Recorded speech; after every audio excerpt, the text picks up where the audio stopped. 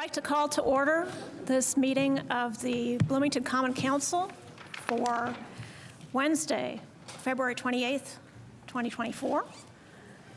Clerk Bolden, will you please call the roll? Do we have Councilmember Flaherty yet? No. Councilmember Zulik? Here. Rallo? Here. Ruff? Piedmont Smith? Here. Stossberg? Here. Asari? Here. And Rosenbarger? Here. Thank you. Thank you very much. I will start with land and labor acknowledgement. We recognize that the city of Bloomington sits on native land. The city, as well as city administrative buildings, are on the traditional homelands of the Miami, Delaware, Potawatomi, and Shawnee people. And we acknowledge they are past, present, and future caretakers of this land. We also acknowledge that much of the economic progress and development in Indiana, including in Bloomington, resulted from the unpaid labor and forced servitude of people of color, specifically enslaved African labor. We acknowledge that this land remains home to and a site of gathering and healing for many indigenous and other people of color, and we commit to the work necessary to create a more equitable and just Bloomington. We move forward knowing and acknowledging our rich, complicated, and sometimes painful past so that we can learn from it and create a true land of opportunity. I'd like to summarize our agenda for this evening. We will have approval of 3 sets of minutes from September of 2023. Then we will move on to reports. First, reports from council members. Secondly, reports from the mayor and city offices. And in this category this evening, we have a report from the deputy mayor about city preparations for the solar eclipse on April 8th. We then have reports from council committees, if there are any. And then we have what's called reports from the public, which means an opportunity for members of the public to comment on items that are not on the agenda. Then we will move to appointments to boards and commissions. And then we will have legislation. And tonight we have Resolution 2024-02 to amend Resolution 2023-22, which approved an interlocal cooperation agreement between the City of Bloomington and Monroe County, Indiana, for the operation of the Bloomington-Monroe County Capital Improvement Board and the Convention and Visitors Commission. Then we have Resolution 2024-03, a resolution urging passage of the United States Senate Bill 2990 regarding the expansion of the Charles C. Deem Wilderness and the establishment of the Benjamin Harrison National Recreation Area. We have no legislation for first readings. Then we will move to a second period of public comment on items that are not on the agenda. Then we will address matters of council schedule before we adjourn. As you may have noticed, I did not mention anything about a resolution regarding a ceasefire in Gaza because that is not on our agenda this evening. If you're here to speak on that topic, you will have an opportunity to do so during reports from the public, and there'll be a second opportunity at the end of our meeting.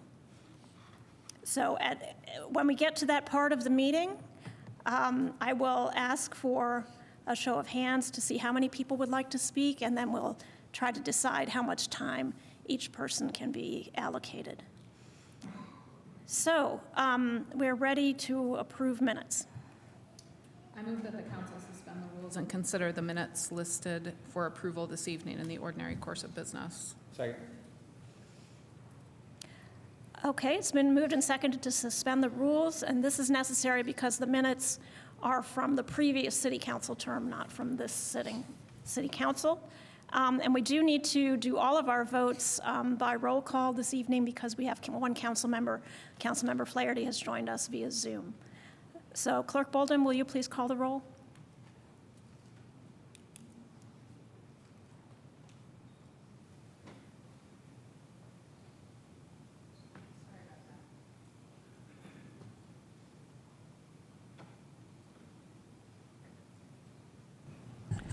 Councilmember Flaherty?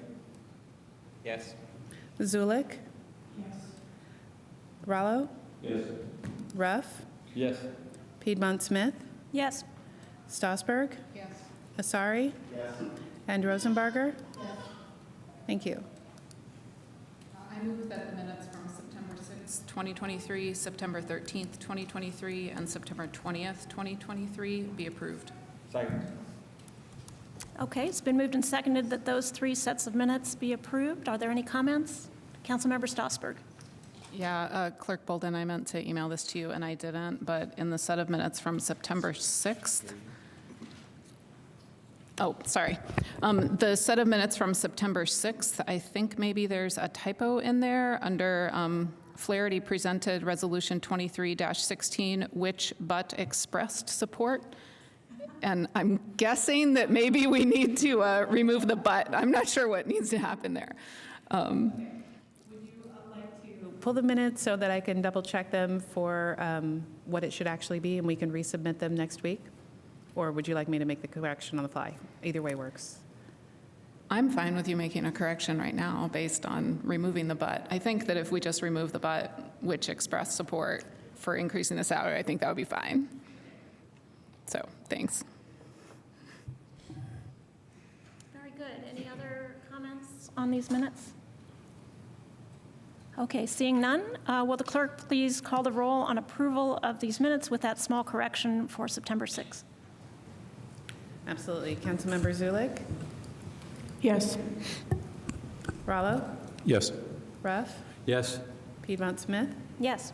Strasburg? Yes. Asari? Yes. Rosenbarger? Yes. And Flaherty? Yes. Thank you. Thank you. Those minutes are approved. We will next move on to reports from council members. And let me start with Councilmember Flaherty. Do you have a report this evening? No report this evening. Thank you. Councilmember Zulik, do you have a report this evening? Yes, I just wanted to remind everyone, council members and public alike, that on Saturday at 10 a.m. in the McCloskey Conference Room, Councilmember Flaherty and I will be co-hosting a town hall to discuss how we can better support our unhoused population. Thank you. Thank you. Councilmember Rallo? Councilmember Ruff? No report tonight, thank you. Okay, and on my other side, Councilmember Rosenbarger? Report that the Safe Streets for All Safety Week is going to be moved to the first week of April, and the city will have more information on that as it gets closer. Thanks. Thank you. Councilmember Asare? No report. Councilmember Strasburg? No report, thank you. Okay, and I would like to give a brief report on film showing and discussion that was held this past weekend by the CAPS Commission, the Community Advisory on Public Safety Commission. And I'll ask Mr. Lucas to display a slide so we have it visually as well as orally here. So it was a very interesting film showing. The film is called Reimagining Safety. The filmmaker Michael Solomon was present. And there were some other experts who participated in a panel discussion the following day. If you missed it, you can view it via Amazon Prime. It costs $5 to rent, and I highly recommend it. It really is an excellent interrogation of our current system of policing and incarceration and the ways in which that system is broken. It examines the systemic racism, the fact that it favors people who have money, the fact that our system is focused on punishment rather than restoration or rehabilitation, and that we are focused on blaming inevitable end results of broken systems on individuals rather than investing our money to change those systems. The discussion was very interesting as well. Professor Jody Armour was participating from the University of Southern California, and he made the point that it's not a choice of having police and having nothing. There are other solutions that have been shown to work to actually make people more safe. And as he described it, what we need to consider doing is unbundle tasks that currently police have to deal with because they're the ones that deal with drug misuse interventions. They're the ones who deal with mental health emergencies. They're the ones who deal with camping of unhoused community members, and they're not the best qualified to deal with those problems. There are other ways, more effective ways, that we can help people in those situations. So I invite you to view the film, and there's a discussion group that'll be ongoing called the Bloomington Community Safety Roundtable, and there's a URL you can go to in order to sign up for that. Or you can reach out to me and I can let you know how to do that, so that we can continue these discussions and see how to make changes on a local level to make everybody in the community more safe. All right, we will then move on to reports from the mayor and city offices, and I believe we have Deputy Mayor Gretchen Knapp to tell us about the eclipse planning. Hi, good evening, everyone. First, I have to say Mike McAfee is in the audience, and he has been working on the eclipse planning for a very long time, so I'm giving a report based on his work. There he is. So as we all know, Bloomington lies in the path of totality to view the total solar eclipse on April 8th. The eclipse will begin to enter the state around 1:47 p.m., and the totality, which will last about 4 minutes and 2 seconds, will start at 3:02, and everything will be over by 3:12. So this is, Mike and his team anticipate that this could be the largest tourism event in Indiana history. And the estimates for the number of visitors we would have here in Bloomington range from sold-out game day, 50, 60,000 people, up to 250,000 extra people. So as you can imagine, this will be a big influx of people for a few days. The Monroe Solar Eclipse Coordination Committee was convened in 2023. Mike and Kirk White have been heading that up. Visit Bloomington, Indiana University, City of Bloomington, many community organizations are involved in that planning. There are many subcommittees, and they're all working together to ensure that we have a safe experience and we can enjoy the eclipse and prepare ourselves and educate people on what to expect. So some of the things that we know so far is that naturally traffic will be an issue. And some of the solutions to that might include creating a major traffic event in Waze and Google Maps. State police will be on the highways, so they will not be doing the usual game day coordination that they would do for IU. So IUPD is soliciting volunteers and training them to assist with that. Some of the other things that we might expect would be slow internet, intermittent cell service, card reader problems, long delays in travel. So it's a great day to stay home and walk or bike to the location of viewing of your choice if you're a resident. City facilities, including City Hall, will be closed to the public on that day. Parks will be open. But City Hall will be closed. We don't want employees to be part of that traffic clog and experiencing those delays. And if they get here, we don't know that they will be able to do their work if there is no internet or cell service. So they will be, a letter is going out to employees this Friday that will provide some options for them and outline what they can do. Next week, March 6th, there will be a joint press conference to share information on public safety and how to prepare. Media advisory of that has already gone out, and we'll send out a press release after the press conference, and this includes Office of the Mayor Communications, IU Media Relations, MCCSC Communications, the county, police and fire will be there. If you are looking for information, the Visit Bloomington Eclipse website is your one-stop shopping for almost all information. We are expecting that major networks like NBC, CBS will be here broadcasting, and the convention center is likely to serve as the hub for where they are.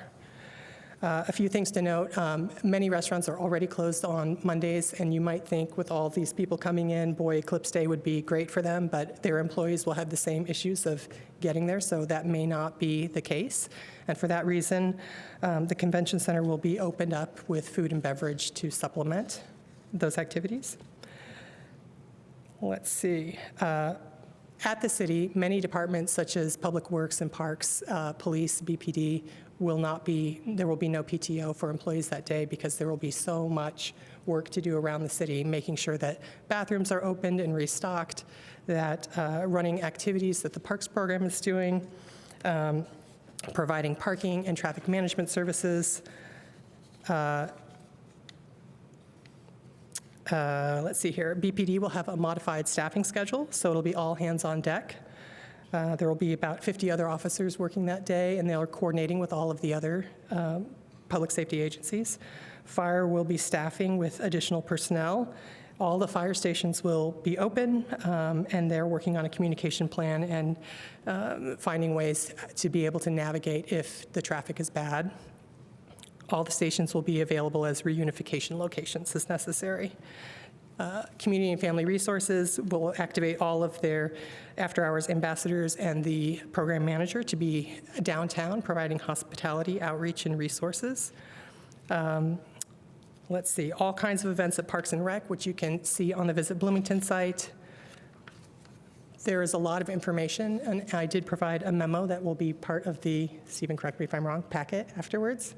And I'm happy to answer questions that I can, or to reach out to Adam from Public Works, who kindly joined me, or Mike might know the answers, so please feel free to ask away.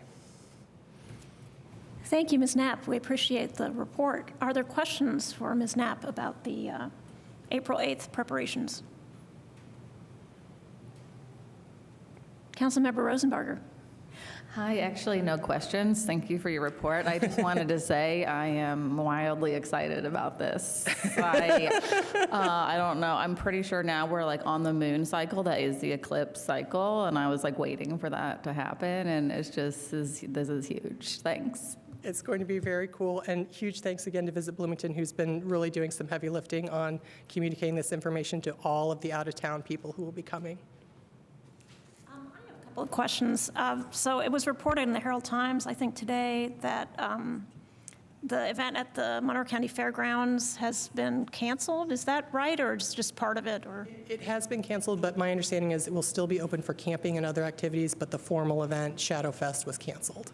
okay, but there may still be people that Yes, camp. and there definitely, and if anyone is curious, I heard on Tuesday's meeting that only 4 of the 20-some hotels in town are sold out. So if you have people wanting to stay in your house and you would like them to stay in a hotel, there is still room for them. That is very surprising. Yes, Councilmember Osari. Thank you so much, Deputy Mayor.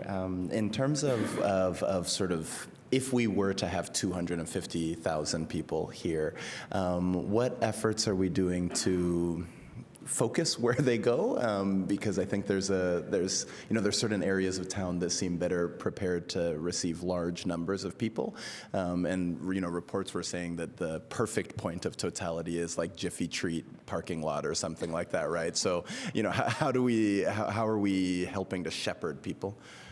To say that with the totality being across the whole county and 250,000 people, our ability to shepherd them to a few select locations is probably 0. Right. So I think that the Eclipse website that is promoting Eclipse locations is the best chance we have for folks coming from out of town, because we won't really be able to close down roads or funnel traffic to certain locations. So I think it'll be very difficult to control that. One thing I did want to mention, some people have asked about going up to the top of parking garages to view the eclipse, and that will not be allowed for safety reasons on either city garages or IU's garages. All the public safety folks have determined that that will not be a location. So, I don't have more detail. As we get closer to the date, this team meets, I think, twice a week. Some of the subcommittees are meeting 3 times a week. There may be more information about that. And if anyone else, Adam doesn't know more, Mike, do you know more? The camping grounds still have spots open. They are not booked up, but they are open. The structure of this meeting is so that there are questions just from us up here right now, and then we'll get to the public comment a little bit later.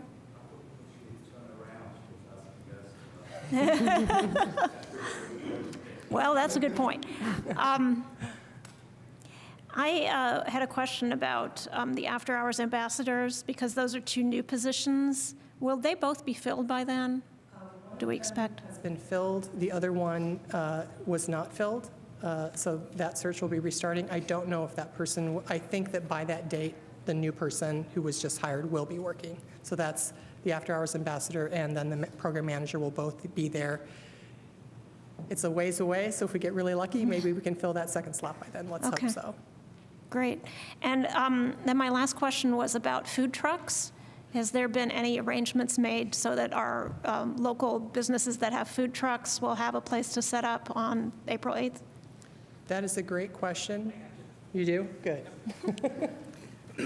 I wanted to make it worth your while, Mr. Boyson, being here. Good evening, Council. Adam Weissman, Public Works Director. What I can say about the food trucks is there are ample opportunities, and I think we're actually importing food trucks at this point in time. So most all the local food trucks have locations that they have coordinated their presence at. So IU around the stadium, I think, is asking for at least 5 to 8 food trucks, 20 food trucks, Mike just said. So there is no lack of opportunity for the local food trucks and food vendors to have good food sales that day. So lots of coordination there, and I do know of some others that are trying to get their health department licensing in advance of the event from out of town food trucks too. So be lots of food sold that day. Okay, very good. Yep. Thank you. Any other questions for Ms. Knapp or Mr. Boyson?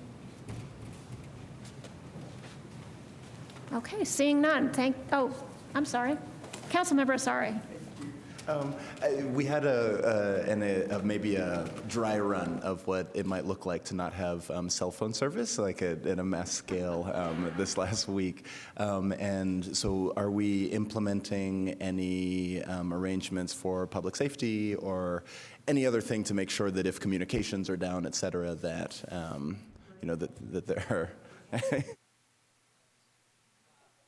So a couple things. So first and foremost with cell service, public safety and other essential public servants are going to be on the FirstNet system, which is a prioritized cell phone service. The other thing that's occurring that day is the Monroe County Emergency Management Agency, in coordination with all of their local partners, are going to be standing up what they call a joint information center and an emergency operations center. So, or an emergency operations center with the joint information center coexisting with it. And that'll bring the key public safety folks to a central location to operate out of that day, similar to if we had a major weather event like a tornado or something, things like that. So they are planning all of that for the day.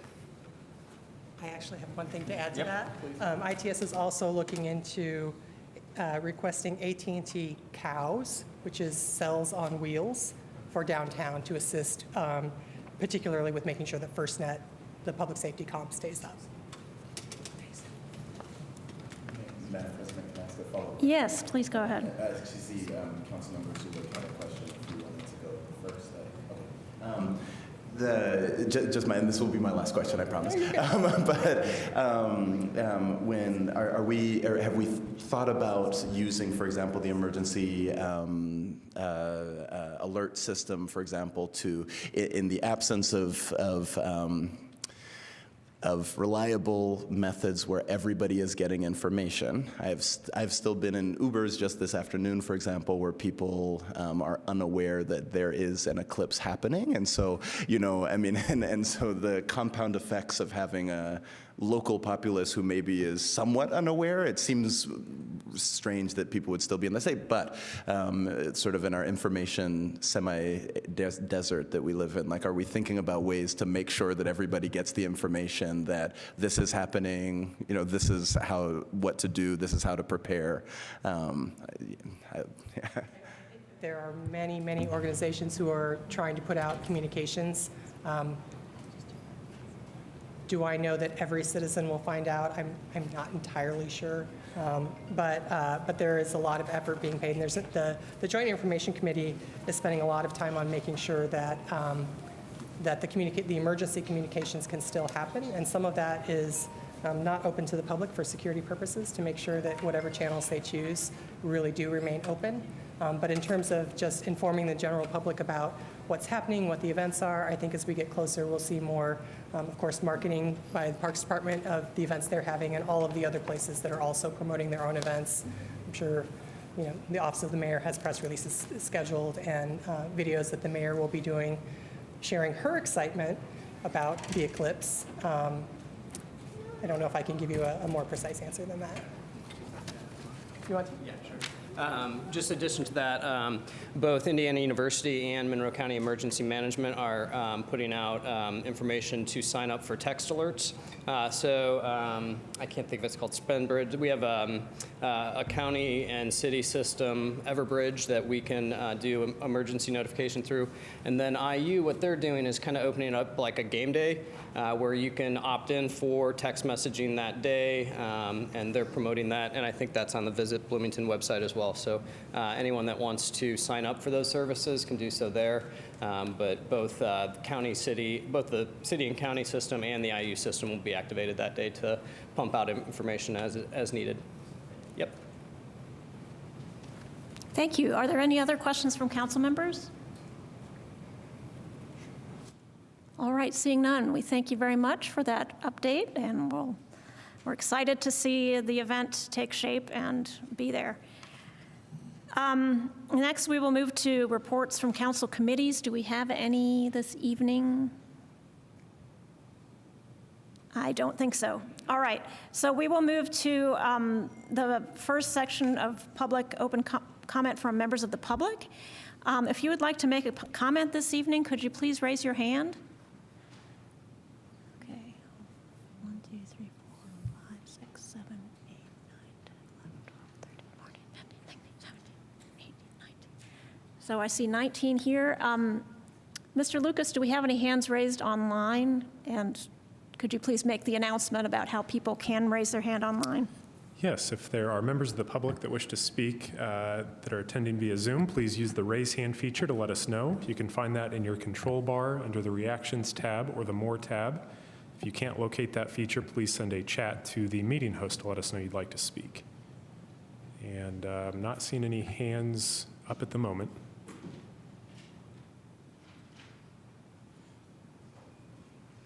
All right, well, if we have 20 people and we have 20 minutes for this part of the agenda, I think that's not enough time for each person. So if we allow 2 minutes per person, we would have to expand this part of our meeting until about 7:40. And I would go ahead and do that if there are no objections from other council members. Are there any objections? Okay, so let's try to finish this portion of the meeting by 7:40. So if you'd like to speak, you can go ahead and start lining up. And there's also a sign-up sheet at the podium that maybe we might be able to move it to the side so you can sign up before you speak.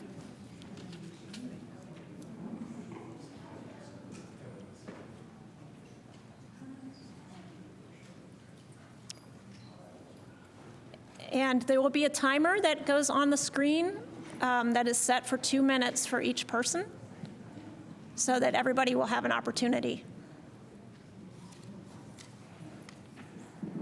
Okay. Thank you very much. I'm Charlotte Football. I've lived in this town since 1964. In 1971, I was elected to the city council. And on January 4th, 1972, the city council, which was a complete change in the leadership in this community. It had been 8 Republicans and 1 Democrat, and we flipped it to 8 Democrats and one Republican, and changed the mayor and the city council, city clerk, and so forth. Okay, that's just preliminary. So on January 4th, 1972, we convened the city council in this new form for the first time. And one of the items on the agenda somehow was a resolution to urge the United States to stop the war in Vietnam. Now that was ridiculous. I realized it was audacious. Everybody thought, oh yeah, there they go. They're going to do nothing but do things like this, silly. But we were quite serious because we realized that the entire country really wanted to stop the war, and that the powers that were in Washington at the time, President Johnson and so forth, had to be told that. They had to learn that, what the public thought. And we had, even though we realized that it was apparently foolish for a city to say, stop the war, it was also very, very important, because that's a means of communicating with our government. And we are in a situation right now, we're in a situation right now which is pretty awful, in my opinion, and many others. I think we all have to be sorry that there are human beings being killed. Dr. Zidlow, you're at the end of your time, so if you could just finish up. Pardon me? No, I can't. I want to say that I am a minister's daughter. I believe in human life and human beings, and we have a dilemma. We have two sides to a very complicated problem. I want the City Council in Bloomington, please, to consider how serious this is in human terms. I'm very sorry, but we're trying to keep everybody to 2 minutes because Yes. there's so many speakers. Okay, I hope that you will accept the challenge to form or pass a resolution in favor of ceasefire now. Thank you.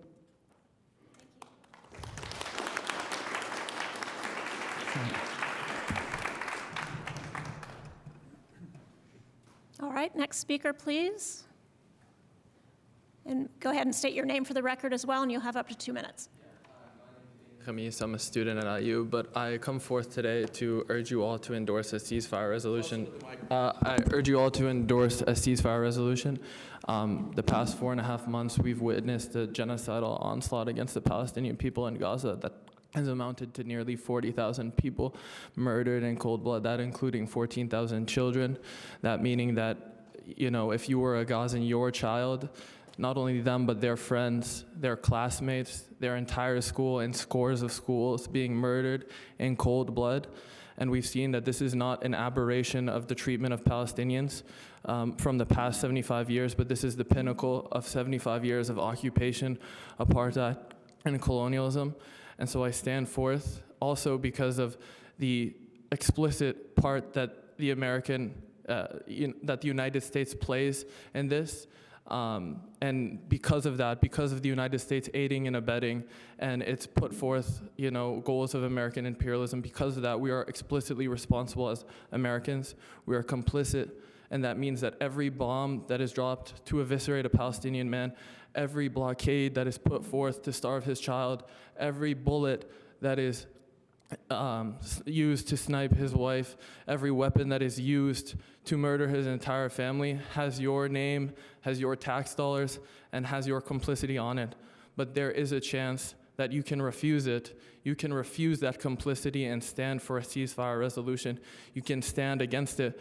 As it was mentioned at the start of this video, that this land too was appropriated, this land was colonized, this land was used for means against humanity. And you have a chance to stand on the right side of history, to stand on the side of humanity, to stand on the side of human rights. My people, the Palestinian people, deserve to be liberated from the shackles of their oppression and not condemned to a fate of death and destruction. Palestine is beautiful and it deserves to live. And it has been 140 days of genocide and 75 years. So free Palestine and ceasefire now. Thank you.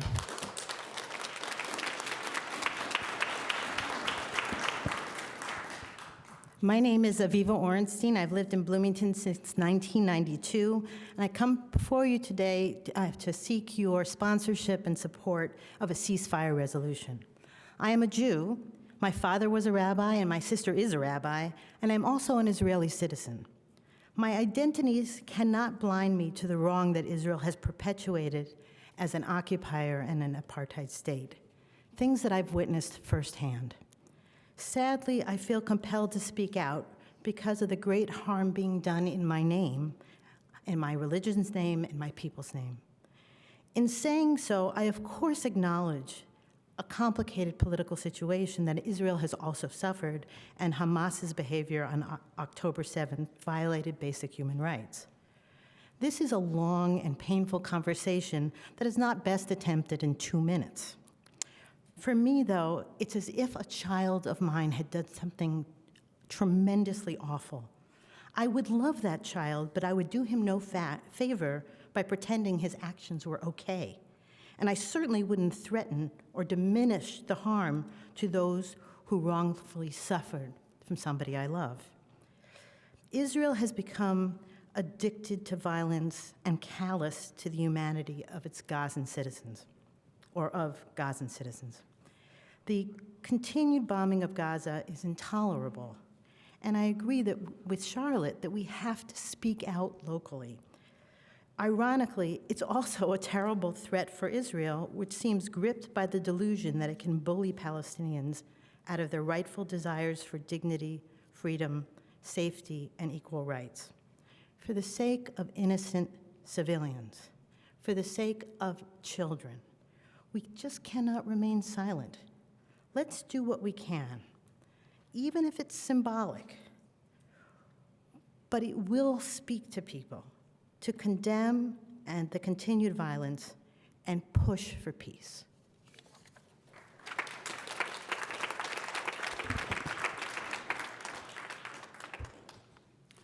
My name is Richard Bauman.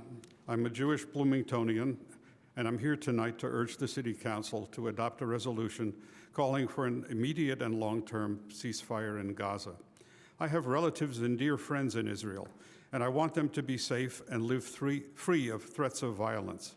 I mourn the dead on both sides of this devastating war, but I'm also sensible of the grotesquely disproportionate and vengeful violence and devastation that is being visited daily on the people of Gaza, people who have tried to survive and build lives and institutions under harsh and repressive conditions that have been imposed on them for decades.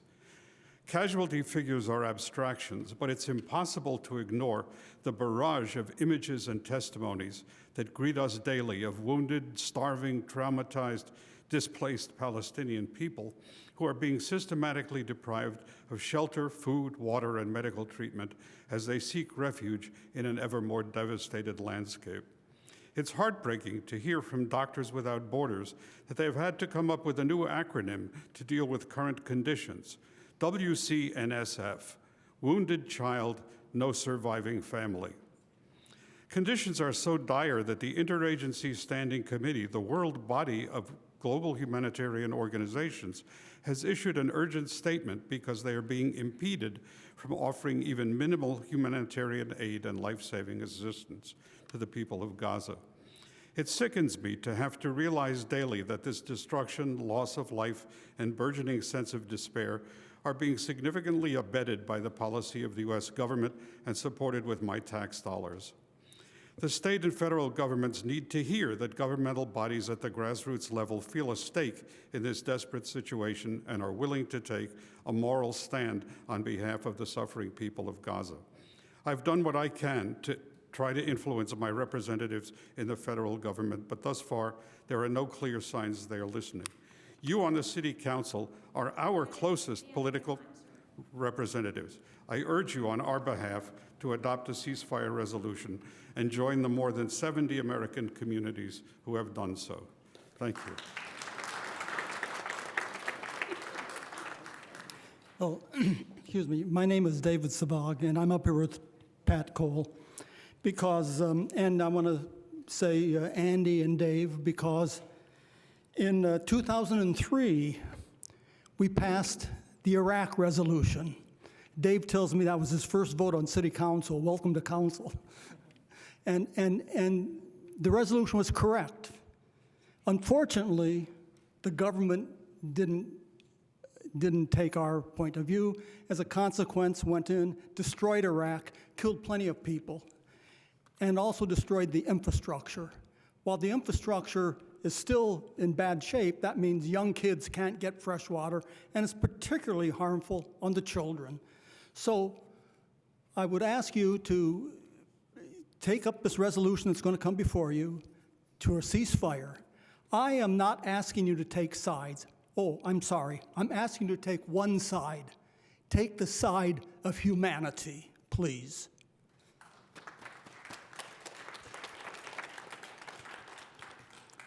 Yeah, hi.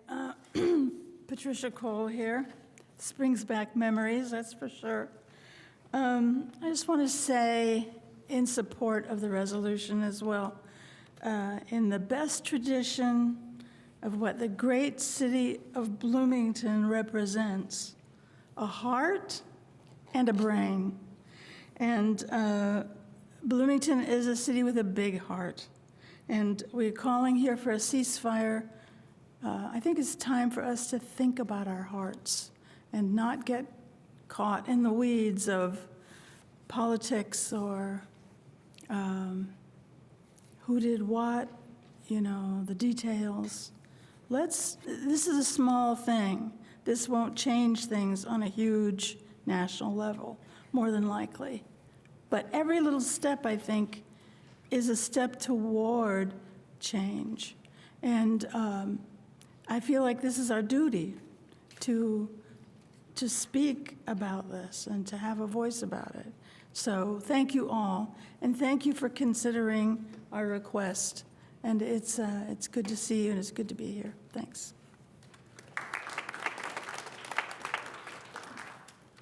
Hi, my name is Dave Thielen. To me, the core issue tonight is not which side you support in the Israel-Hamas war. The core question is whether you will place the issue on the agenda for action by the Bloomington City Council. Will you create an arena in which Bloomingtonians and their elected representatives will discuss and decide this issue, or hope that it will somehow disappear? I hope you will put it on the agenda. There's lots of precedents for doing this. For one thing, Charlotte and David and Patricia remind us that the City Council has done this a number of times. It's not such a big deal in Bloomington. For a second thing, dozens of communities now across the country have done exactly that on this issue. They've taken positions. Small towns in California, Michigan, Detroit, Chicago, San Francisco, Atlanta, big cities too. So I think putting it on the agenda would be simply following precedent set both here and elsewhere. Finally, I'm a political historian. I do get why elected representatives might be reluctant to take positions that some will disagree with. But what makes democracy and representative government special is that we empower the people and their representatives to tackle the hard questions instead of leaving them to, well, dictators. So I think putting it on the agenda will reaffirm our faith in representative government. Thank you.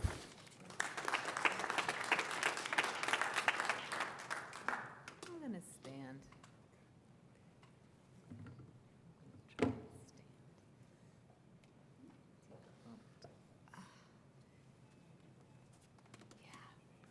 Yeah, no, I'm good. Thanks. Great. Thank you for letting us speak here. My main concern is with...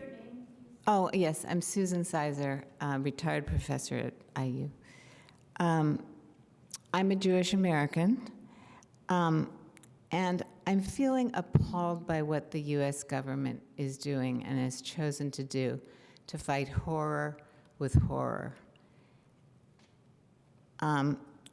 And what they're not recognizing about what this will do to our reputation globally.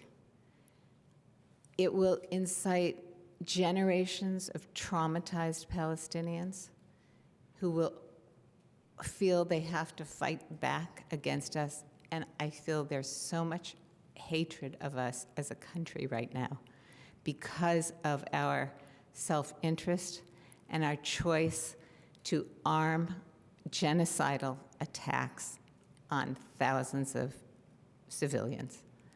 So this is my main concern and fear, is that what we're going into here by not acting on a ceasefire is that we are going to be just fomenting many, many more wars and a lack of being a voice for peace in this world.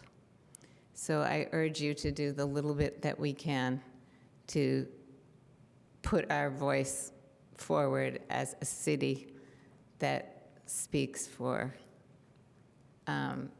other than violent choices about how to deal with this very complicated world and situation. Thank you.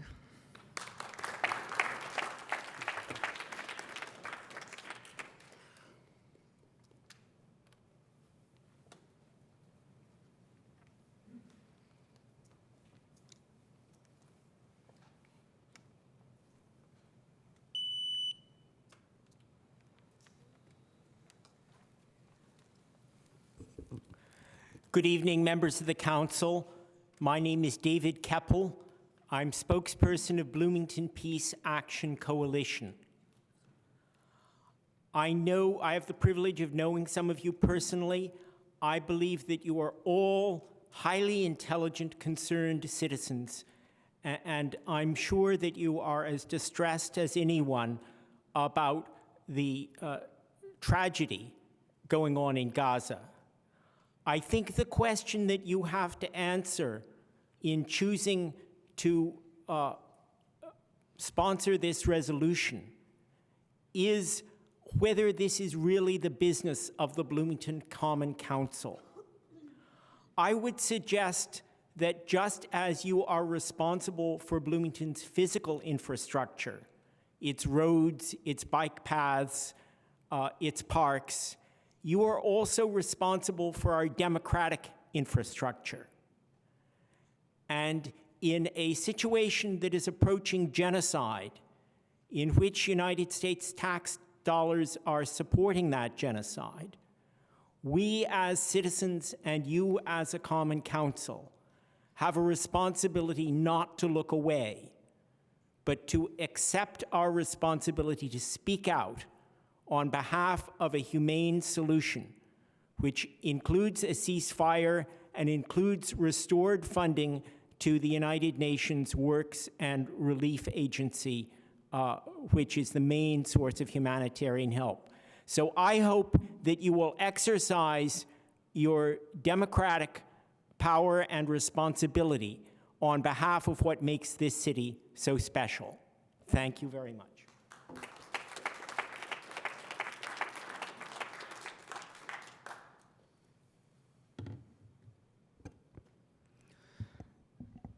So far, over 30,000 people have died, 14,000 of which are children. Could you please state your name? Oh, Kyle Feldkamp. I'm a student at IU.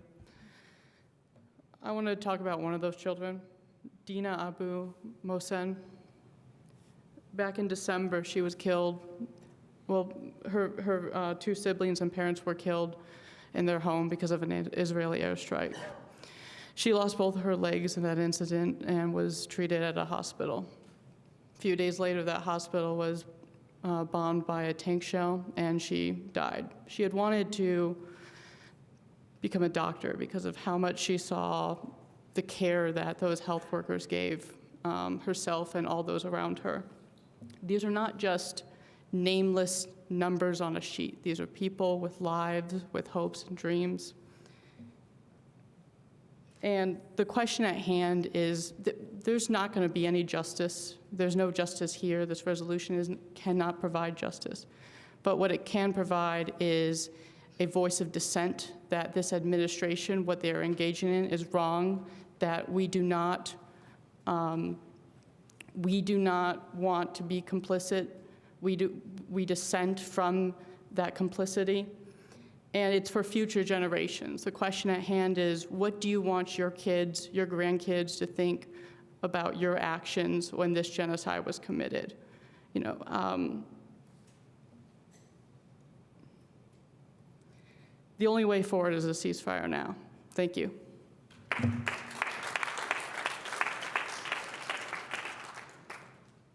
Hi, My name is Najla Routsong, and I'm a spokesperson for the CAPS Commission tonight. This letter was just passed in the CAPS Commission meeting held today at 4:30. And I'm going to go through it fairly quickly to try to stay under the 2 minutes. Dear Common Council members, the safety of Bloomington is indelibly intertwined with safety elsewhere, especially with the safety of the people in the occupied Palestinian territories and with the people in Gaza, a civilian population who's been under heavy siege and bombardment since October 7th by Israeli munitions manufactured in the United States and by US-made attack helicopters and fighter jets. I'm shortening it for time. According to the Indiana Uplands website, this region is, quote, 7 times more concentrated in federal civilian defense employment than communities across the country, unquote, and military and defense contractors have over $1 billion impact annually in our region. Moreover, the state of Indiana purchased an additional $35 million in Israeli government bonds with the explicit intention of supporting Israeli aggression against the people of Gaza on November 1st, 2023.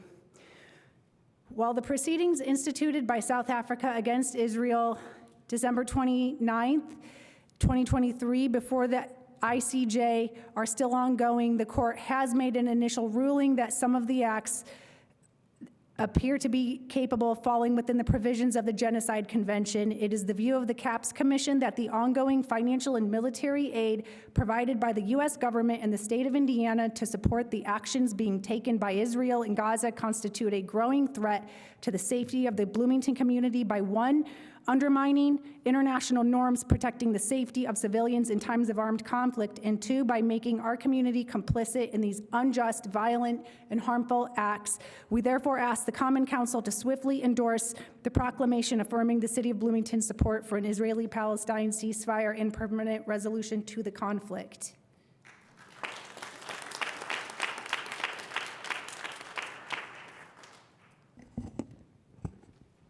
Good evening, respected council members. My name is Hamayatullah Sharani. I've spent more time of my life in Bloomington than anywhere else. Graduated high school here, and also got my BS and MBA here at the Kelley School of Business. And I've been living in Bloomington for almost a decade now after that as well. So the reason I'm here is to also call for an immediate and permanent ceasefire in Gaza, as well as opening up humanitarian aid. I think it's, as mentioned and alluded to by many other speakers today, it is an immense tragedy what is happening. I mean, 30,000 lives, 70% of whom are women and children, 12,000 to 14,000 children, and that's not even counting the ones that have not been found under the rubble. And setting that aside, but also there's the mental trauma that has afflicted the entire population and the children, and the devastation that will have in the long run. Not to mention the complete destruction of civil society. We're talking schools, residences, hospitals, what have you. Cutting off of food, water, electricity, fuel, destruction of, killing even journalists and closing off channels. It's just utterly horrific and unjustifiable. Killing and maiming children is never justifiable. It can never be called defense, and with such large numbers. That's why the ICJ has taken on the case of genocide. It is ongoing. And regardless of what happens, the fact that they are on trial is bad enough. And so the question that future generations will ask is, you guys were alive during this time. What did you do? Were you silent? Were you complicit? And so that is the relevance to us here at Bloomington. We may not be able to control what is happening with our taxpayer dollars, the weapons that are being used to do that, but what we can do is to make a permanent record showing that we were not complicit, we were not silent. That is our alibi that we can point to, that we were not okay with this. We wanted ceasefire, we chose humanity, we chose compassion, and we chose justice. And that's why it's relevant to us to be able to protect our own name and our own humanity, our own compassion, and our own reputations down the road. Thank you very much.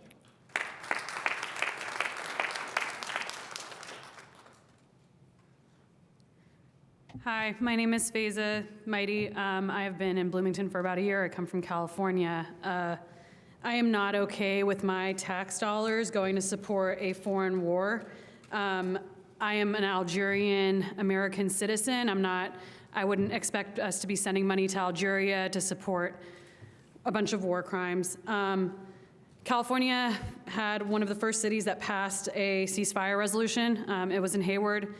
It was not performative. Now that 70 cities across the US are following suit, let's add our name to that. Let's make it 1,000. It becomes actionable and effective when more and more cities start to pass ceasefire resolutions. I know I'm strapped on time. It is also divisive to do nothing. It is a refusal to call for a ceasefire and allowing the Arab community and civilized people to watch and to force us to pay for an innocent population to be massacred, half of which are children, is divisive and it's wrong. In honor of Aaron Bushnell, who just set himself on fire on Sunday, in honor of the 13,000 plus children slain, 25,000 children orphaned, hundreds of thousands that are starving to death, the least that we can do as a city is call for a ceasefire. Israel and Palestine need to find diplomatic ways to deal with the land issue. Please add our city to the cities that are calling for ceasefire.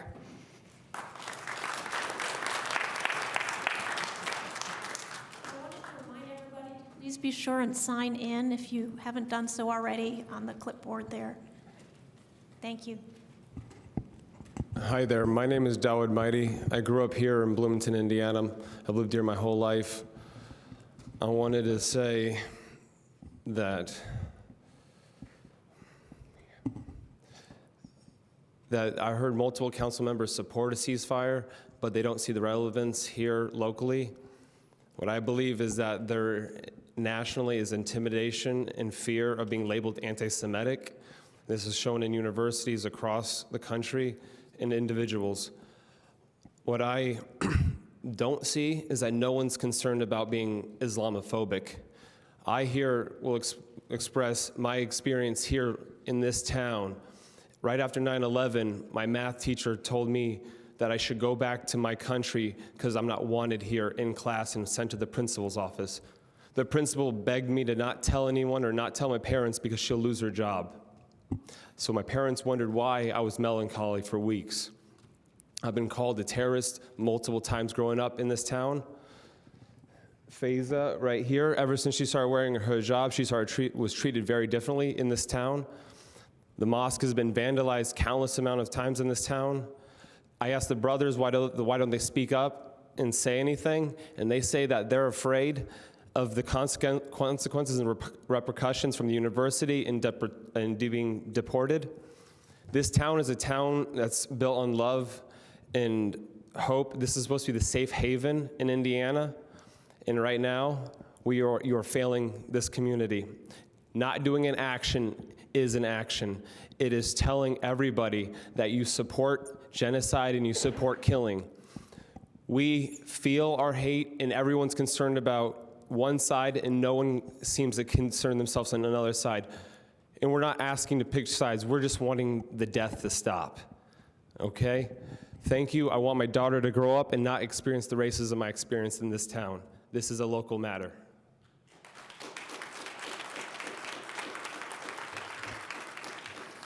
Hi, may I ask a quick clarifying question before my time starts? I'm here to speak on the wilderness proposal. Is there a more appropriate time later to speak about that? Okay, out of respect for my neighbors and their comments, I think maybe that would be better. Yes, please be patient. We'll get to that. Thank you. Can I take this opportunity to ask Council Attorney Lucas if there are any hands raised on Zoom? That I see, no. Okay, thank you. Hi, my name is Ann Cavalerchik. I have lived in Bloomington since 2019. When I enrolled at IU as a PhD student, I'm here to advocate as a proud Jewish resident of Bloomington that the City Council pass a ceasefire resolution to put a stop to the genocide in Gaza. I was the first person in my family to be born in the United States. My parents emigrated here to New Jersey as Jewish refugees from the Soviet Union. Before that, my family had lived in Belarus, a small country that borders Ukraine and Russia, for many, many, many generations. During the Holocaust, Belarusian Jews, including many personal family members, endured unimaginable horrors through deportations, indiscriminate killings, and also through disease and starvation. Somewhere between 80 to 90% of the total Jewish population was killed there. It is with this profound grief for the Jewish lives lost during the Holocaust that pushes me to cry for a ceasefire in Gaza today. Every single life is precious. The current level of destruction in Gaza amounts to a full-scale industrial genocide, not unlike that which claimed the lives of so many of my own family members. There are no more functional hospitals in Gaza. There are no more universities in Gaza. People are trapped under the rubble, dying while still hungry. Over 12,000 children have been killed. Children as young as 5 are suicidal. None of this makes Jewish people any safer. It is out of my reverence for Jewish history, including that of my immediate family, that teaches me that all of us have a role to play to stop genocide. We must do anything and everything that we can to prevent the further loss of life. We must stop the genocide in Gaza. We must advocate for a ceasefire.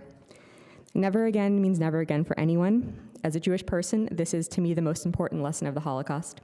As a Jewish person, the Bloomington City Council passing a ceasefire resolution would demonstrate to me that this city also appreciates this lesson. Never again for anyone, ceasefire now, and free Palestine.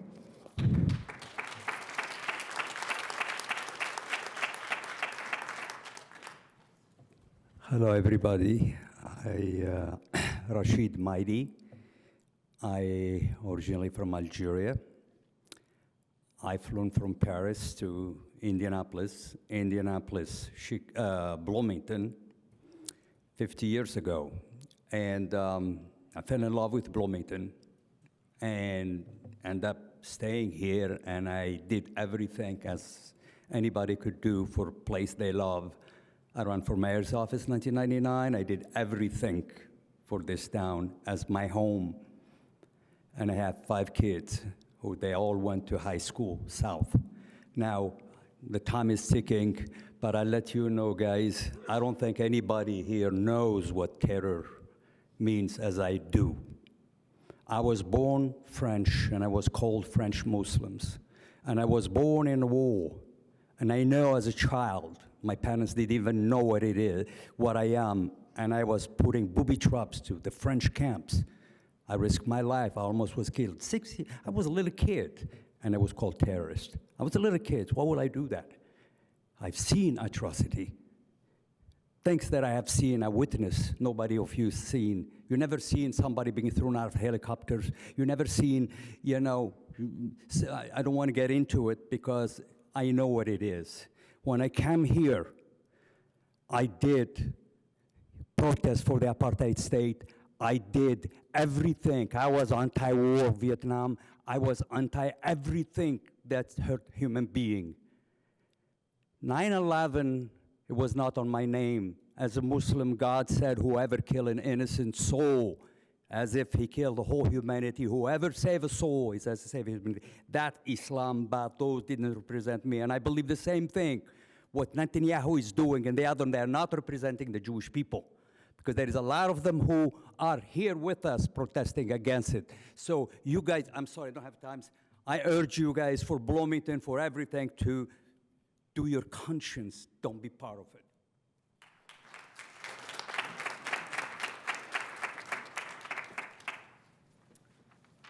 Hello. Good evening, all. My name is Sadiq Karamahi. I am retired professor. I worked at IU and in Indiana, in Ohio universities as well. The thing that I'm going to tackle the topic from a different angle, which is, I think, first of all, I support definitely the ceasefire, permanent ceasefire, not just few minutes or to allow food and aid comes to Gaza or goes to Gaza. I don't think Netanyahu is really keen on protecting the Jewish kids or the Israeli kids because he is actually squeezing the Palestinian in Gaza and in the West Bank, as a matter of fact.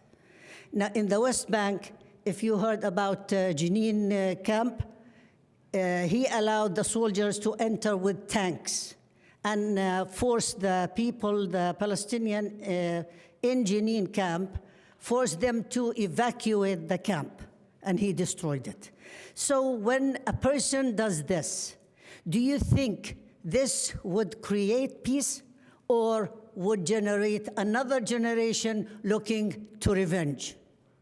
That's why my point is, I don't think he cares for the Israelis as well as the Palestinian. It's for his own benefit because he was about to be charged for illegal action in front of the government. Thank you very much. Thanks for listening.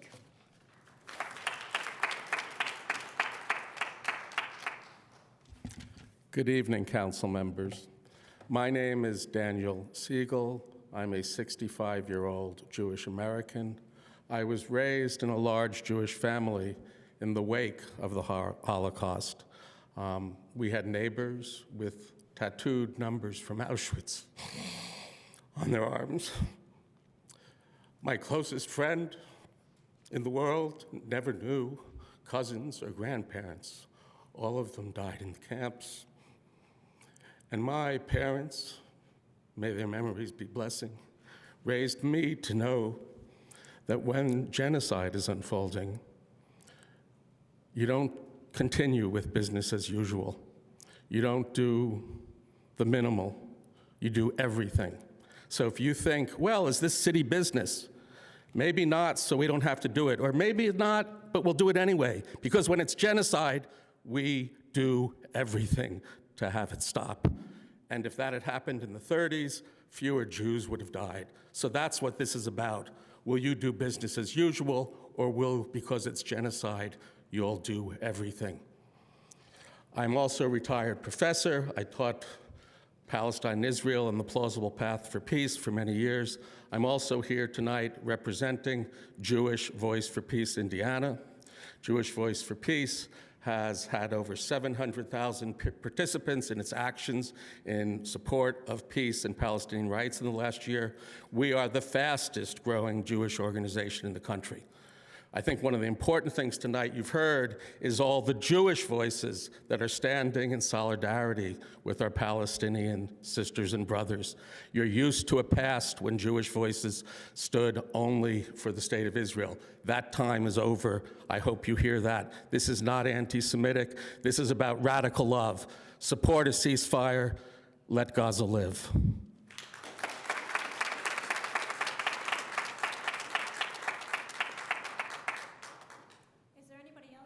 Give public comment. We have about 2 minutes left. Mr. Lucas, is there anybody online? No, not that I see. All right. Well, thank you all for being here and for speaking out. Next, we will move to legislation. Well, no. We will first go to appointments to boards and commissions. Do any council members have recommendations for appointments this evening?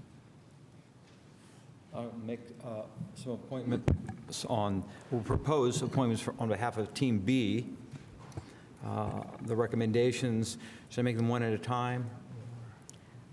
You could do, well, it's up to you.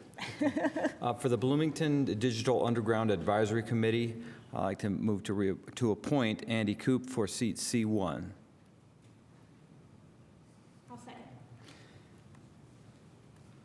All right, Andy Coop has been recommended for appointment to the Bloomington Digital Underground Advisory Committee. Any questions, comments? Since we do have to do everything by a roll call vote, would you consider adding other names before we do the vote? Absolutely. Councilmember Ruff? I just realized that would take a long time.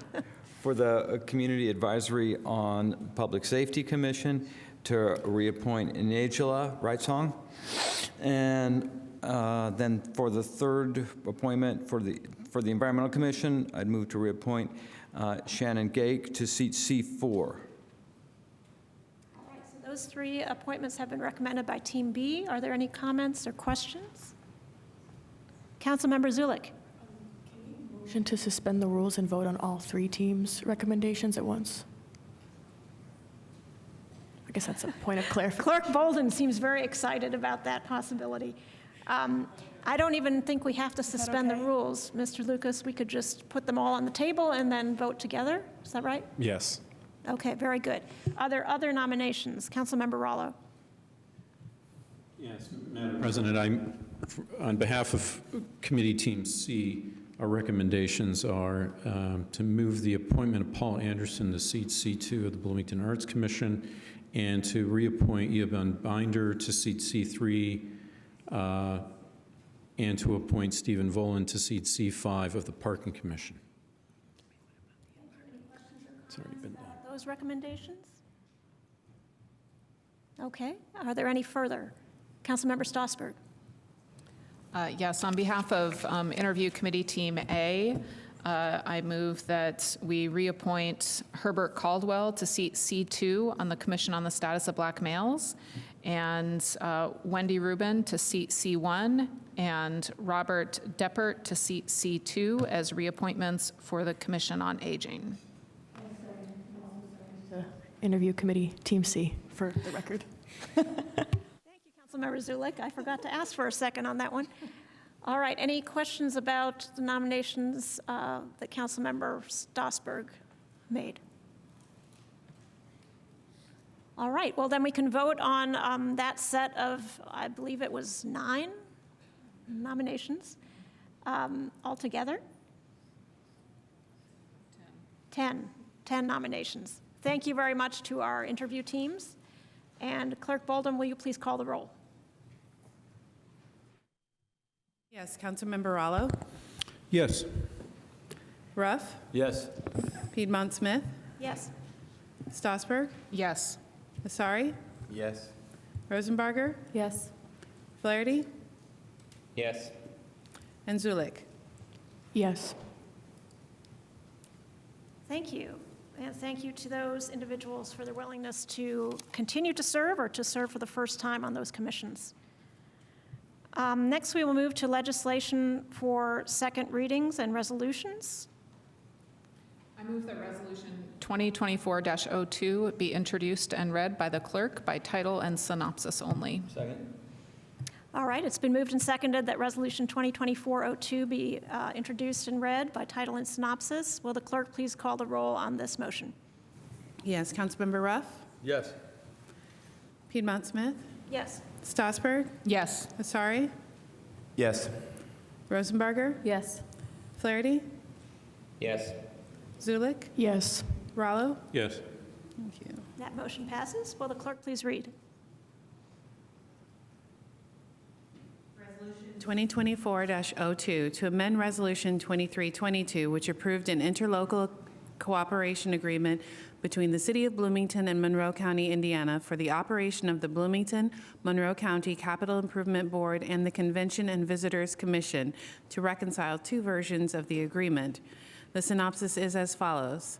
This resolution amends Resolution 2322 to reconcile 2 versions of an interlocal cooperation agreement between the city and the county for mutual and collaborative support of an expanded convention center, related amenities, and necessary related entities, including the Capital Improvement Board and Convention and Visitors Commission, managing the expansion project and convention center operations. This resolution adopts the version of the agreement approved by Monroe County in February 2024. Thank you. I move that Resolution 2024-02 be adopted. Second. All right, and I believe we have Corporation Counsel Margie Rice to present this resolution to us this evening. Welcome. And if this feels like deja vu, it's because it is. This is the second time this has been before you. Early this year, the county attorney came, gave me a call, and we started talking, and he and Stephen Lucas and I had some nice conversations, had lunch, reviewed these interlocal agreements, or this interlocal agreement, and made a few changes to it. The most significant change took out language that provided for the city to make recommendations to the CVC, which is a board created by statute.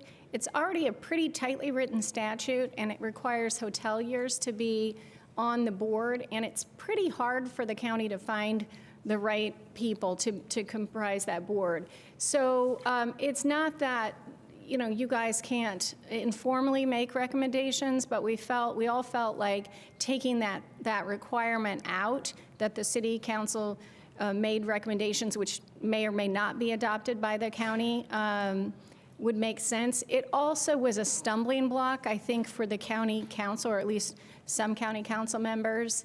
And so taking that out, there was a similar provision that said that this interlocal requires that you guys to create a building corp, or the city to create a building corp to issue the debt for a convention center. And there was a restriction in that and said that nobody, or that the CIB members, which is the Capital Improvement Board created by a county ordinance, that the CIB members would be the members of the building corp. And I felt like that was inappropriate. You guys should be able to put the members on the building corp that you want, so that language was stricken.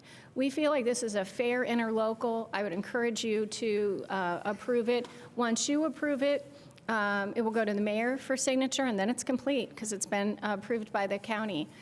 The next step that I see taking place is that the interlocal requires the CIB to bring a budget to the city council for approval.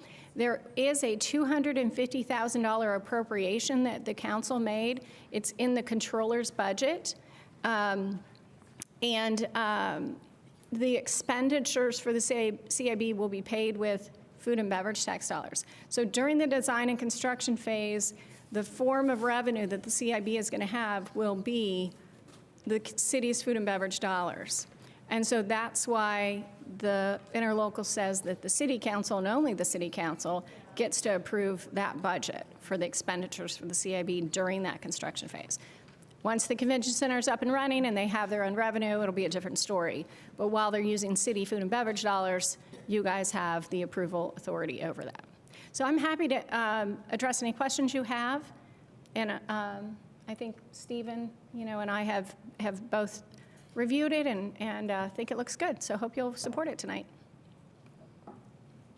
Corporation Counsel Rice, are there any questions on this resolution from council members?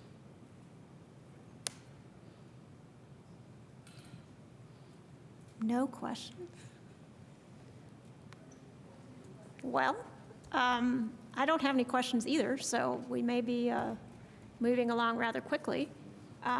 But let's go to the public. Is there any member of the public who would like to comment specifically about the interlocal agreement with Monroe County regarding convention center expansion? If so, please come to the podium and state your name for the record, and you'll have up to 5 minutes.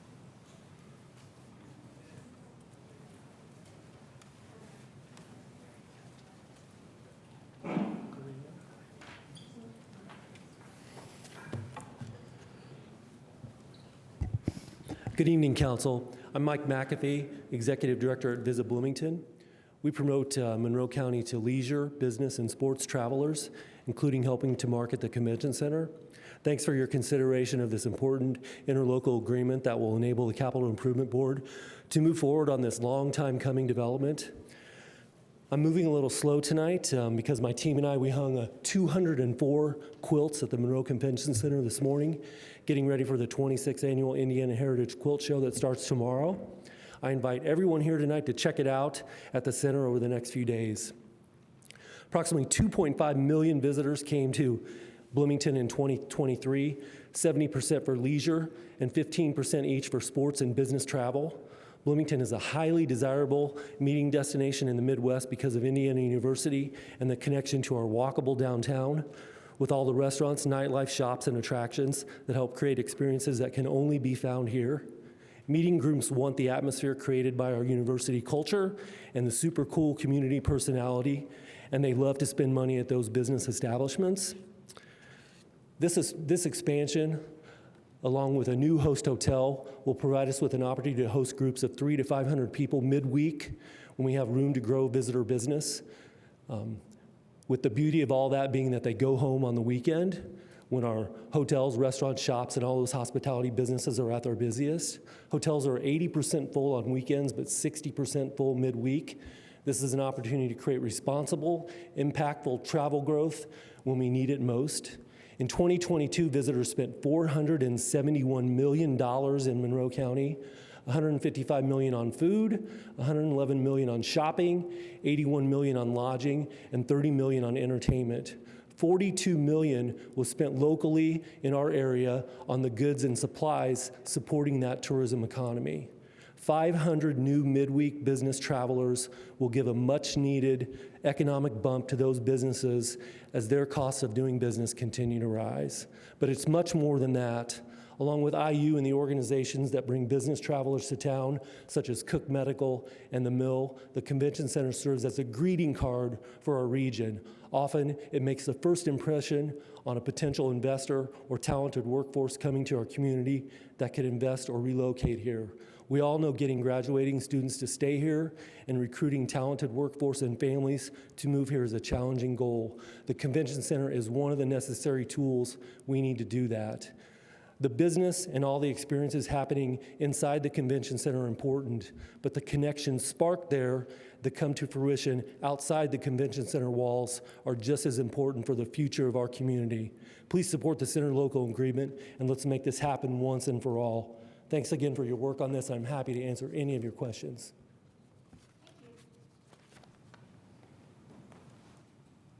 Next speaker, please come on up, and you'll have up to 5 minutes. Good evening, Madam President, Council, distinguished staff. This is Christopher MG from the Greater Bloomington Chamber of Commerce. As you know, and I've been here before when this was before you in, I believe, December, for multiple years now, the Chamber has been a strong advocate for the expansion of our Convention Center. We are pleased with the progress with the CIB, and I will note that the CIB that is before you this time is shorter, and I think a better agreement with the county. I appreciate the work that Corporation Counsel did, Mr. Lucas, Jeff Cockrell from the county on this. I think they did a really great job. I don't want to repeat anything that Mike McAfee said. I echo all of his sentiments. I have it right here, but I'm reading the room. You probably don't need to hear those. I just want to mention what this expanded convention center will do to benefit local charities and other civic organizations, because this is a civic center as well, and it is very impactful for the community. These organizations depend on these large-scale events for their fundraising and outreach events. They need to raise the money to meet their mission. Because our existing center is inadequate of size to fully accommodate these events, our local civic and charitable organizations cannot achieve their full potential. I looked at my calendar for the 2023 year, so this might not include certain weekend events. I had 18 events that I went to at the convention center that year. It's a center that's used quite a bit for many local organizations. The Cooks Who Cares was just sold out last Saturday. That was hugely successful and could benefit from this expansion. I thank you for your time and I appreciate it. Thank you. Thank you for your comments. And, other public comment? Hi, my name is Talisha Kopic. I'm with Downtown Bloomington and the Convention Center Management Company. We've been running the Convention Center for 33 years now. And thank you for considering this interlocal agreement. Welcome all new council members as well. It's an essential step in moving the expansion of the Convention Center forward. Business is back post-pandemic and group size is growing.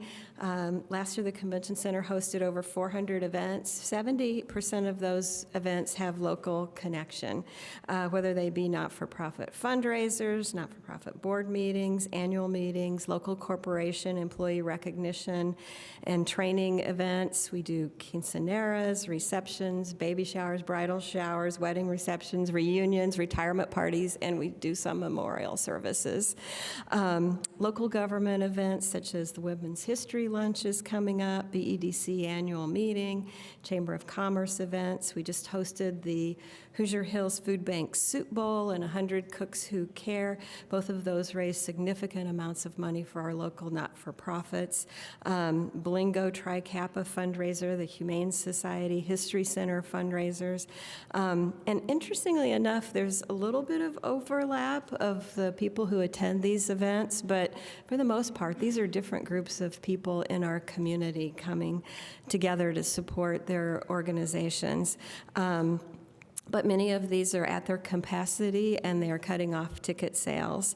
There's also the handmade market, has 7,000 people that come in, flow over a 2-day period, Artisan Guild over a 2-day period, and they help support our local artists. So I just want to share that local events are very important. They will be very important in the future, and they'll continue to be. We're a community that likes to gather and support our not-for-profits. That's just who we are, so I think it'll always be a big part of what we do.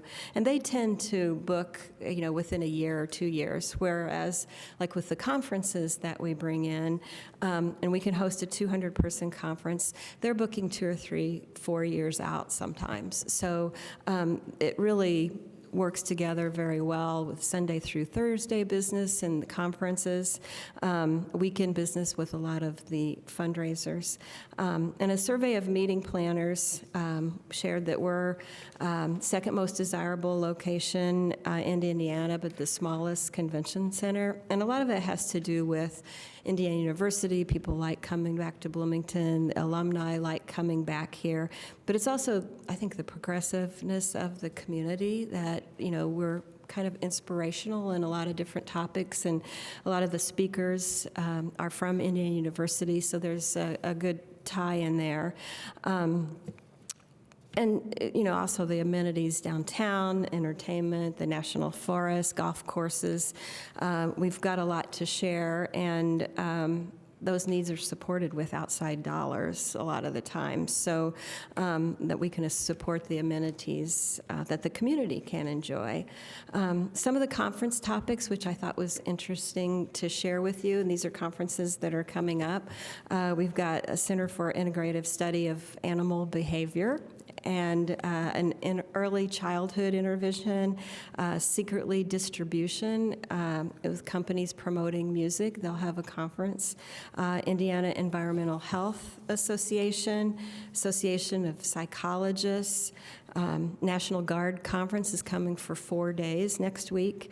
Council for Exceptional Children and Special Education, Indiana Municipal Education or Electric Association, Department of Financial Institutions. And I wanted to just share that so it shows you the variety of different topics that are being talked about. We can only hold 200 people at this point for them to be able to divide out and use the building with their breakout spaces and general sessions. But in a larger facility, we're hoping to jump that up to do 250 conferences at a time, or maybe up to 500-person conferences at a time.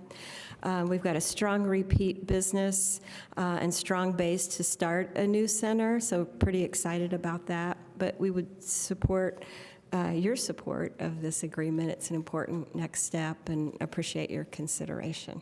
Thank you. Thank you. The next speaker, please step up, and I hope everybody has been signing in as well. Hi, my name is Jen Perlin. I'm the president of the Bloomington Economic Development Corporation. I'm also a member of the Visit Bloomington Board. I'll just pretty much say ditto to all of my colleagues that came before me. Please support expansion of the convention center, and thank you for your time this evening. Thank you. Is there anybody who wants to comment who is on Zoom? Mr. Lucas. Yes, I do see we have Eric Spoonmore, and if there are any other folks who would like to speak on this item, please raise your hand or send a chat to the meeting host. Mr. Spoonmore, please go ahead. Good evening, Council. Can everybody hear me okay? Yes. Great. I'm Eric Spoonmore, President of the Greater Bloomington Chamber of Commerce. Appreciate you all considering this interlocal agreement tonight. The Chamber is an organization that's been in the community, as you know, for about 109 years now. We represent 850 member organizations. About 80% of those employers are small businesses. A lot of them are also food and beverage establishments, some of the great places that we all know and love, that we all patronize and make Bloomington such a unique, vibrant, fun place to live, work, and have a good time. And so I want to encourage encourage your support of this interlocal agreement tonight. One of the things that I wanted to remind the council of as we think about this is that over the winter break, we had a number of businesses, locally owned businesses, that are downtown had to make the very difficult decision of closing. A lot of these were food and beverage types of establishments, employed local residents, and I think this is, to be able to expand our convention center is some of the lowest hanging fruit that we have to bring that weekday traffic and additional visitors and tourism dollars to be able to support our locally owned, in many cases, family-owned businesses that can support our local workers here. You know, that's the kind of thing that keeps me up at night as the president of the Chamber of Commerce. When we see businesses close, it breaks my heart. And I think about all the time, what could we have done as a community differently to support those businesses? And this is our opportunity right now to make that happen so that our business community can thrive. So I encourage you to support this. We've been talking about it for a long time. Appreciate all the great work that our city and county elected officials have been doing, both in city and county legal, and working on this new interlocal agreement. I think, as Ms. Rice said earlier, it's a very fair agreement, and it's going to allow us to move forward in earnest with this long-awaited expansion of the Monroe Convention Center that's going to greatly enhance the economic development and vitality of our downtown. And I think my colleague, Mr. Emge, did a great job of discussing how this will be a great civic center as well, too. So thanks for your consideration of it, and urge your approval of it tonight. Thank you. Thank you. Anybody else on Zoom? No, not that I see. Anybody else in council chambers would like to comment on this item? All right. Well, if not, we'll come back to council members. Is there any discussion? Any council comments at this point? Councilmember Rosenbarger. I have a comment. Are you saying it's time for that? Yes. Okay, I have actually prepared quite a bit to talk about on this because we haven't really had a space to do that, and now that this resolution is here, I think it's time to get a few things out. So I think what I want to start with is, what do people want? And like Bloomington residents, and we have our biennial Bloomington community survey that asks about the convention center and has asked the last 4 times, so 2017, 2019, 2021, and 2023 most recently. And in this survey, Bloomington residents assessed the importance of 4 possible community focus areas for the city to prioritize in the next 5 years. Respondents most prioritized in investing in citywide high-speed fiber for internet access. That was 68%, deemed that essential or very essential, and it was 68 to 72% over the four cycles that we have. Developing the Hopewell neighborhood was added in this last one, and that came in at 65%. Developing the Trades District came in at 62%, and in 2023, the expansion of the convention center was 18%. So this is people who deem it essential or important. The convention center was on all 4 of those years. So 2017, it was 18%, 2019, 20%, 2021, so in the pandemic, it was 16%, and most recently, it was 18%. So according to the community survey that we do consistently, people are not considering this the way they prefer to spend these dollars. And so I think then what we might want to ask at least is, in 2017, there was a resolution for this convention center expansion and then an ordinance that created the food and beverage tax. And that ordinance says it's really dictated by Indiana code. that the tax is authorized by state law and may be used only to finance, refinance, construct, operate, or maintain a convention center, or related tourism or economic development projects. So that line starts out pretty specific about what you can do with a convention center, but then kind of blows up to anything tourism related or economic development projects. So for me, it's a really big deal to think about, you know, that's 2017. This is 7 or 8 years later. Does this still make sense for our community, both like fiscally and just what people are looking for in general? So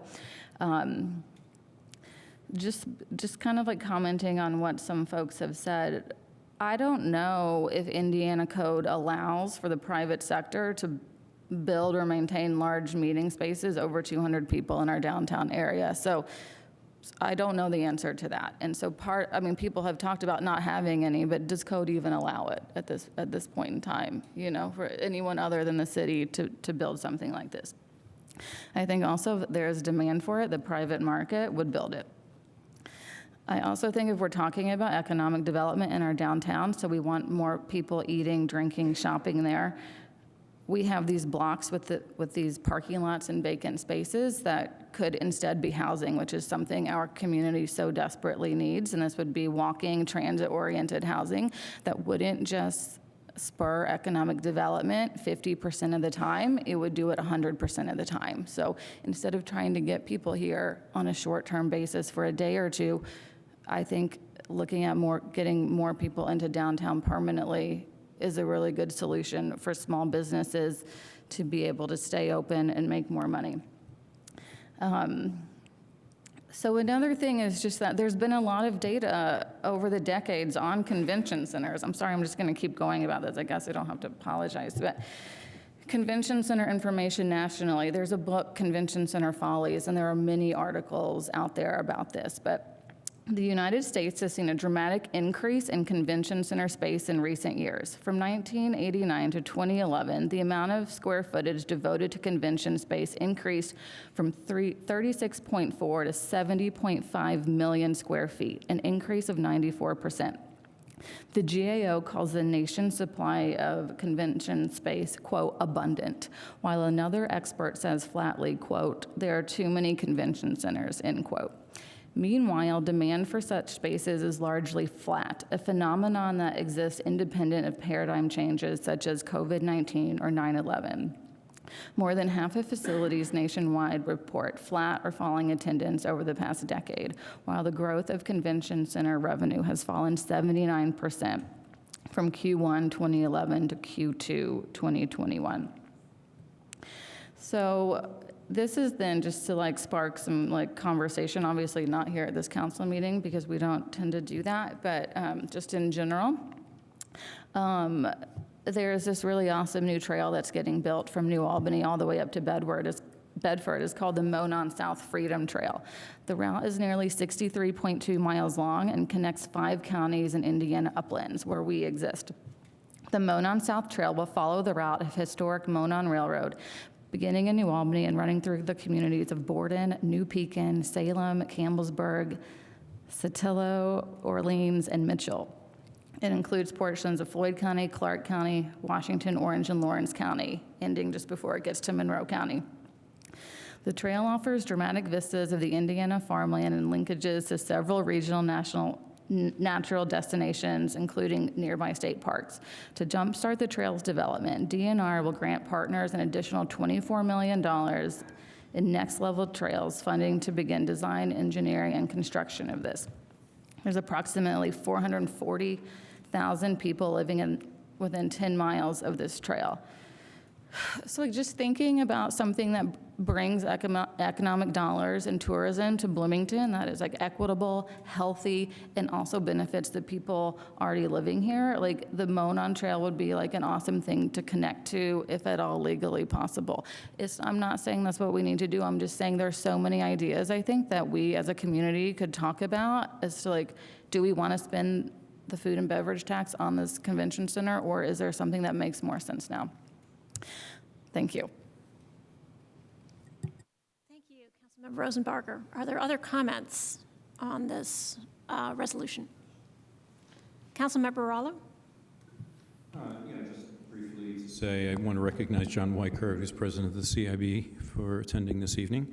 And I appreciate your work and the work of the board members. I think Mr. Spoonmore referenced the facility as a convention center, but also a civic center. And that was integral in our decision to support the food and beverage tax and the project at large. And it still is for me. I realize that there are many advocates for commerce who've spoken, but there is a public civic component to this, aspect to this. And it was the expectation of the businesses, those restaurants that supported the food and beverage tax when it was proposed, that we follow through on this proposal, that we fulfill their expectation. I understand that the landscape has changed to some degree with COVID, people meeting virtually and so forth, but it seems the demand still is there for conventions to visit Bloomington. And it is still my expectation that this will be a civic facility for the public as well, and therefore a benefit to the community in downtown. So I'll be supporting this tonight. Thank you. Any other comments from council members? Councilmember Stossberg. Thank you. I'm new to this game, right? I've only been sitting here for about 6 weeks, so I'm new to this whole proposal, which has been ongoing for a number of years.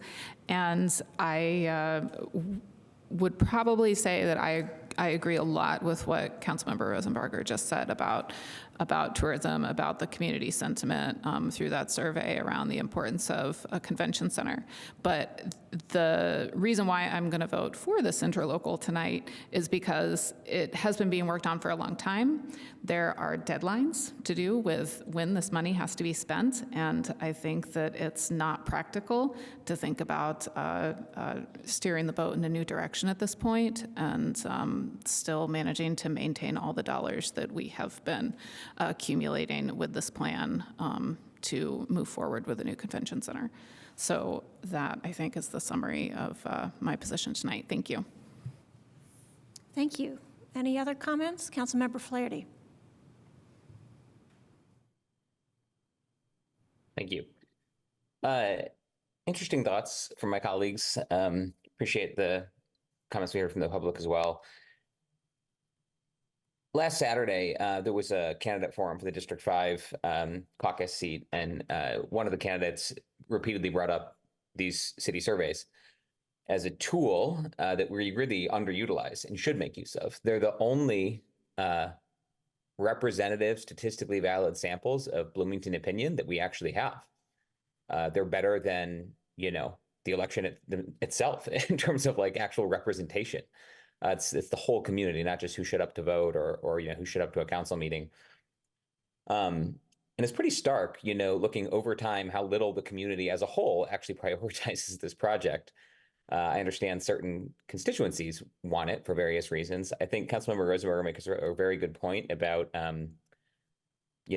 permanently putting thousands of people in close proximity to downtown businesses and restaurants, as opposed to doing it a couple days a week in a sector that's fraught with challenges over time, as evidenced by, extensive data and history. I guess I would challenge us to, a couple additional thoughts. One is that I don't really put a lot of credence into the fact that some people thought X about this thing in 2017, that this was the plan in 2017. It was a different body of elected officials in a different context at a different time. It's 2024 right now, and we're hearing in the context of public safety facilities investments that what the council said last year doesn't matter. We're hearing that from colleagues and from the mayor. So clearly in other contexts, we're hearing, very little regard for what past elected bodies thought. And so I just wanted to point out that inconsistency in logic being applied when we say we have to follow through on what a group of elected officials in 2017 thought. There's a range of legal allowed uses for those funds. I think we should be thoughtful about where we choose to approve investments in the future. I won't oppose this interlocal agreement, but I'm going to be very circumspect in reviewing proposals. And I guess I'd invite us to consider the possibility that like we don't have to spend 100% of the food and beverage tax on the convention center. It could be half, and we could spend the other half on other uses that serve our residents more directly. Additionally, the amount of land that's been aggregated for that expansion far outstrips what could possibly be needed. And for that reason, we should still consider those uses for housing and other things that are deeply needed and provide, again, benefits to our downtown business community and others. And even things like the, Justice Center complex needs. There's a lot of open land and space there. So just throwing that out as another possibility, possible use. So I think that's it for me on thoughts. I appreciate, again, what my colleagues shared, in particular, Councilmember Rosenberger, bringing data to the conversation. Thank you. Any further comments? I'll take a crack at it. I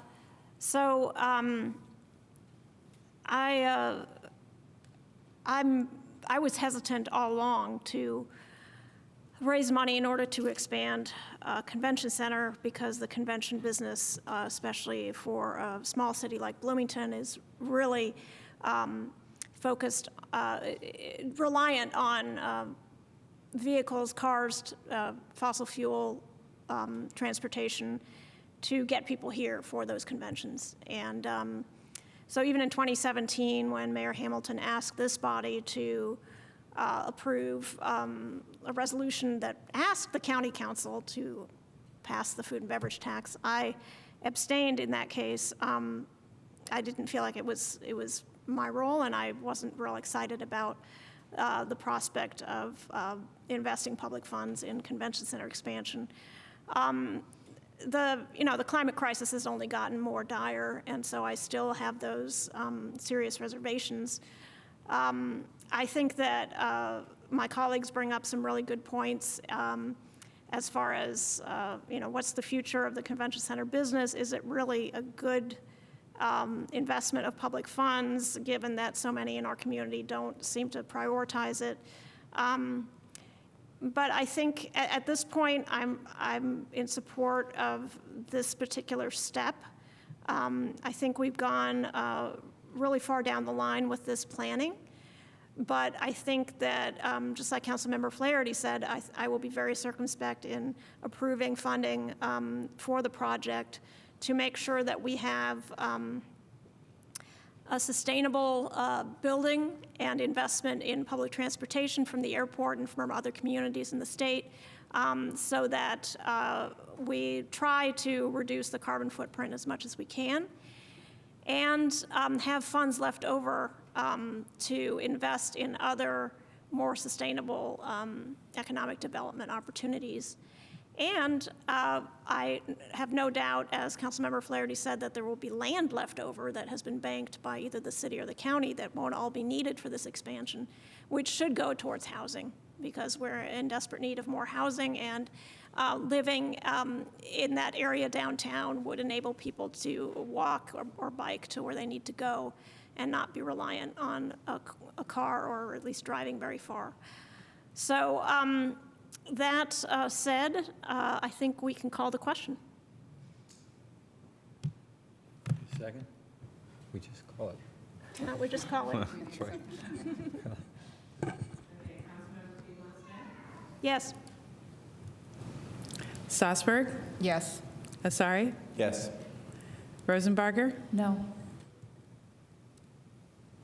Flaherty? Yes. Zulik? Yes. Rallo? Yes. Ruff? Yes. Thank you. All right, and that is adopted 801.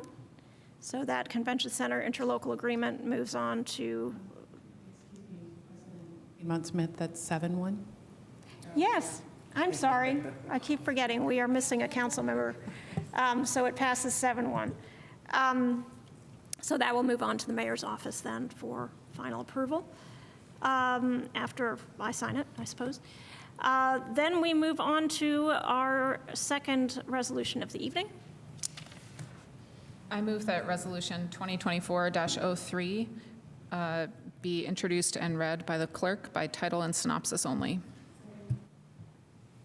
It's been moved and seconded. Will the clerk please call the roll on the motion to introduce? Yes. Asari? Yes. Rosenbarger? Yes. Flaherty? Yes. Zulik? Yes. Rallo? Yes. Ruff? Yes. And Piedmont Smith. Yes. Thank you. Thank you, Madam Clerk. Will you please read by title and synopsis? Yes. Resolution 2024-03, resolution urging passage of United States Senate Bill 2990 regarding the expansion of the Charles C. Dean Wilderness and the establishment of the Benjamin Harrison National Recreation Area. The synopsis is as follows. This resolution, sponsored by Councilmember Dave Rallo, would endorse and urge the passage and enactment of United States Senate Bill 2990, which would establish the Benjamin Harrison National Recreation Area, as well as expand the Charles C. Dean Wilderness through designation of 15,300 acres of National Forest System land. If passed, this resolution would direct the city clerk to send a copy of it to the Indiana congressional delegation. Brief correction, I believe that Councilmember Ruff is co-sponsoring the resolution? Correct. Okay, thank you. I move that Resolution 2024-03 be adopted. Second. All right, and so Councilmember Rallo, would you like to start the presentation on this resolution? I'd be happy to. I have just some brief remarks. Invited to present this evening also is Jeff Stant, who's the Executive Director of the Indiana Forest Alliance, and Sherry Mitchell-Brooker, who's the founder of Friends of Lake Monroe, which is an advocacy group founded in 2016 to protect Lake Monroe and its watershed. And they have some very important comments to make on this resolution. So the resolution is in support of a bill before Congress. I think it may be attached to the Farm Bill coming. This is S2990, proposed and sponsored by Senator Mike Braun of Indiana. It does two things. It effectively doubles the size of the Dean Wilderness. Could we have the map?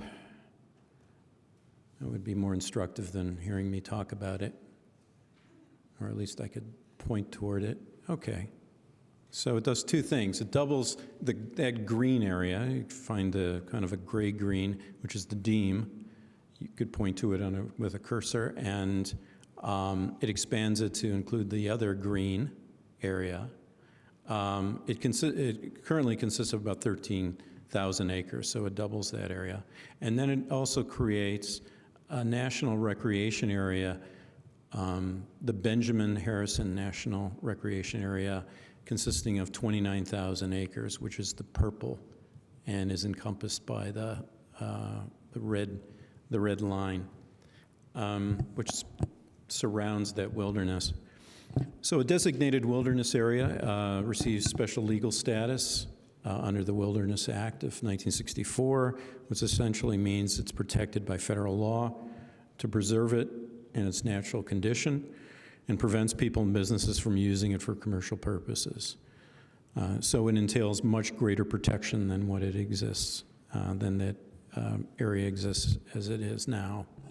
The protection of this ecosystem, as the resolution states, one of the whereas clauses, the designation, the expansion of the Deem, quote, should facilitate returning large tracts of old forest to old growth condition on a landscape scale and assist in providing an ample habitat for species such as the cerulean warbler, timber rattlesnake, Indiana bat, northern long-eared bat, tricolored bat, and other forest-dependent animals, plants, and fungi that are endangered or rare in the state and which have been identified present in these forests by recent Indiana Forest Alliance surveys, unquote. The forest in this area of the Hoosier National Forest is transitioning to old growth with tree ages of 130 to 140 years old. original old growth in perspective. Original old growth for Indiana used to consist of 20 million acres. Only 2,000 remain. So it's important ecologically, but this area also consists of a significant portion, as you can see, of the Lake Monroe watershed. Lake Monroe is our only water supply and supplies water for 130,000 people. We know that it's being negatively impacted by siltation and nutrient load. Logging in the watershed or other disturbances increases both.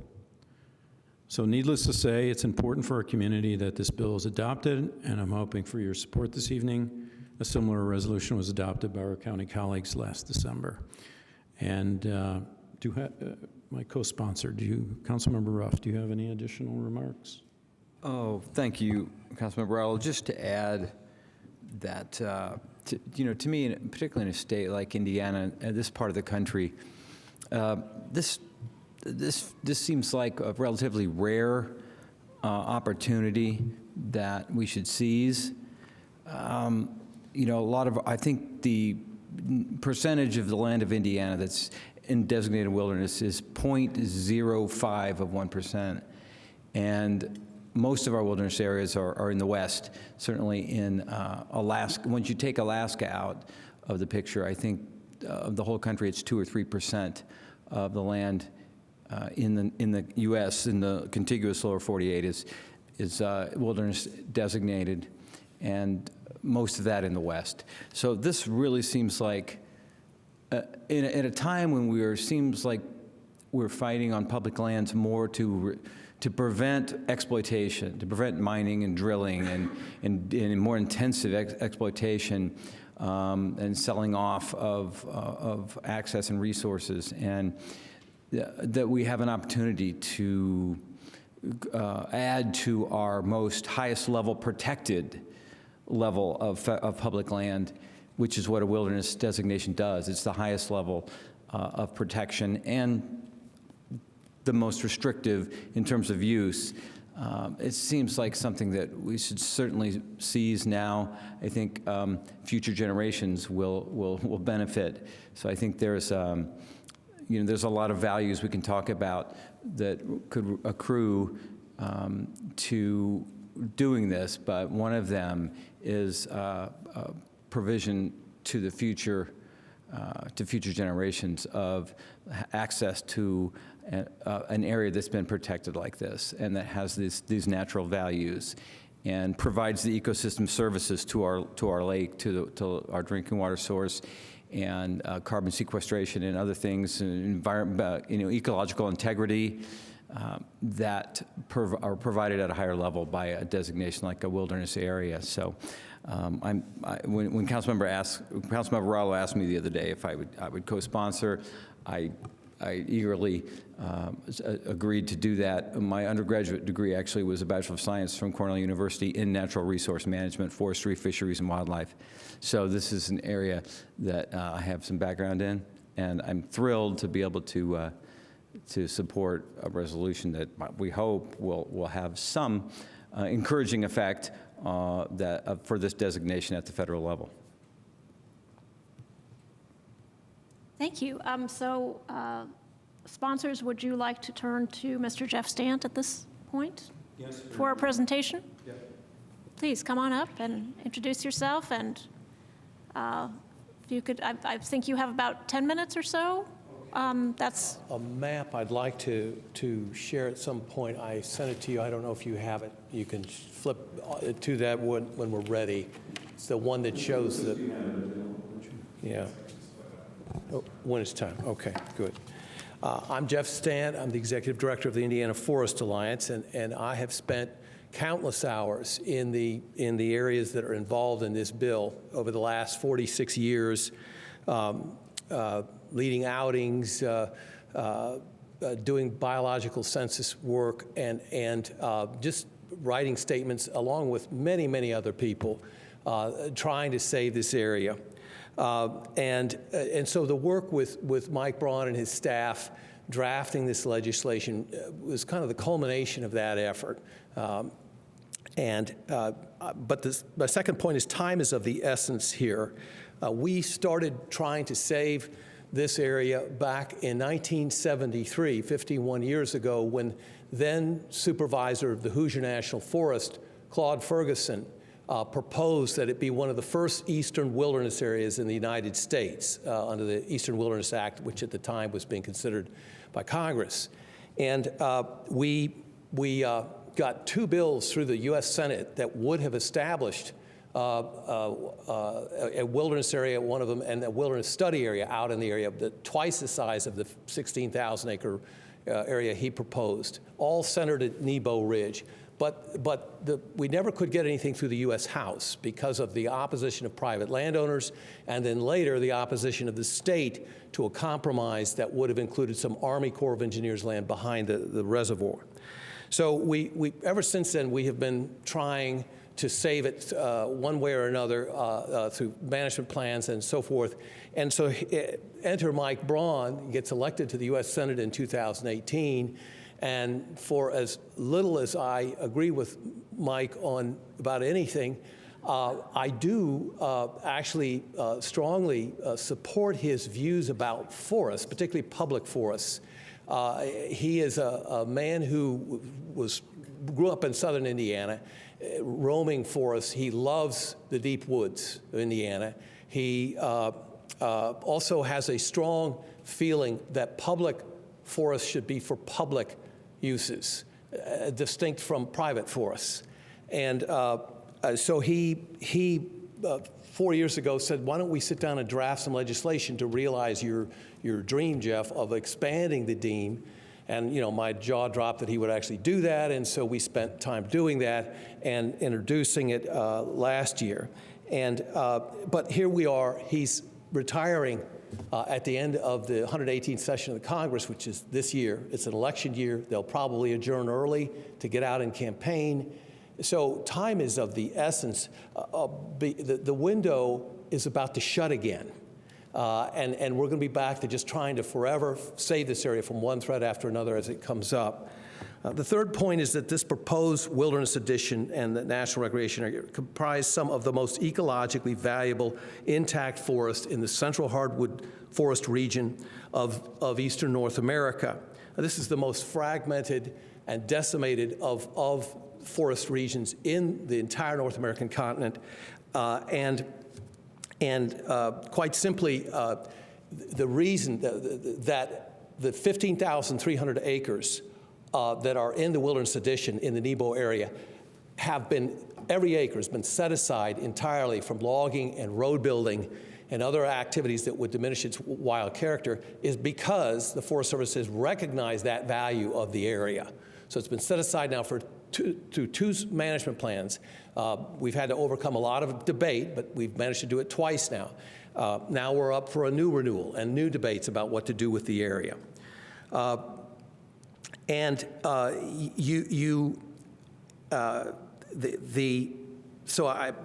point I'm trying to make is that there is no block of contiguous forests when you take into account Brown County State Park to the Charles Dean Wilderness that is this large that would be protected as protected public land for public enjoyment anywhere in the states of Ohio, Indiana, or Illinois, or anywhere in the central hardwood regions that's this large. And so it's an incredible opportunity, and it's a very unique one. The forest throughout it is mature, trending towards old growth forest. The next point is that we have been documenting the ecological value and the biodiversity of the area now for the last 5 years. And we have found in the Nebo area, in a census tract we've been looking at, the highest density of timber rattlesnakes anybody's ever recorded anywhere in the state. Their range now is limited to the Brown County Hills and a few spots in the Shawnees Hills in the central region of the state. They're state endangered. We found as many as 10 on a single hike in the area. That's quite unusual. We've found 5 endangered or proposed to be endangered bats in the Nebo area and south into the House and South area. And the last maternity roost for the northern long-eared bat that we know of that was found in the state was in the Nebo area in our census several years ago. And then maternity roosts last summer for the Indiana bat and the tricolored bat further south in the Houston South area, proposed for all the logging. We've documented cerulean warbler nesting territories at 23 per square mile. You can't find that anywhere else in the state. It's a state endangered bird whose range-wide population has declined by 60% since the 1960s. We've found robust populations of a litany of other forest interior birds that are rare and declining in the state. They're species of special concern, like the worm-eating black and whited, hooded warblers. I could go on. We found a new bee species, a mining bee. They live underground, but we found them in the tree canopies. And they had been found in 3 other forests, but only the males. At Combs Creek, draining Nebo Ridge, we found the first females, in addition to males, first females of this species ever found a year ago, this past summer. We found new spider species out there. They're living in the forest stuff. The stuff that the Forest Service wants to burn, right? These are new species to science, so we don't even know what we're burning up when we do that. We found about to double the number of lichens known to exist in this state. There's a long list of other things. We're in the middle of that survey. We're not done. But what I want to talk about is that the Houston South project, which will be enveloped in this legislation, would destroy a lot of this unique biodiversity that's inherent to deep forest tracts that are not fragmented.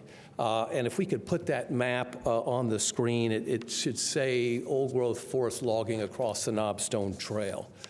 So in addition to harming the ecology, the unique ecology, and threatening the water supply, which Professor Brucker or Dr. Brucker will talk about, here's a map I drew today I just want to show you.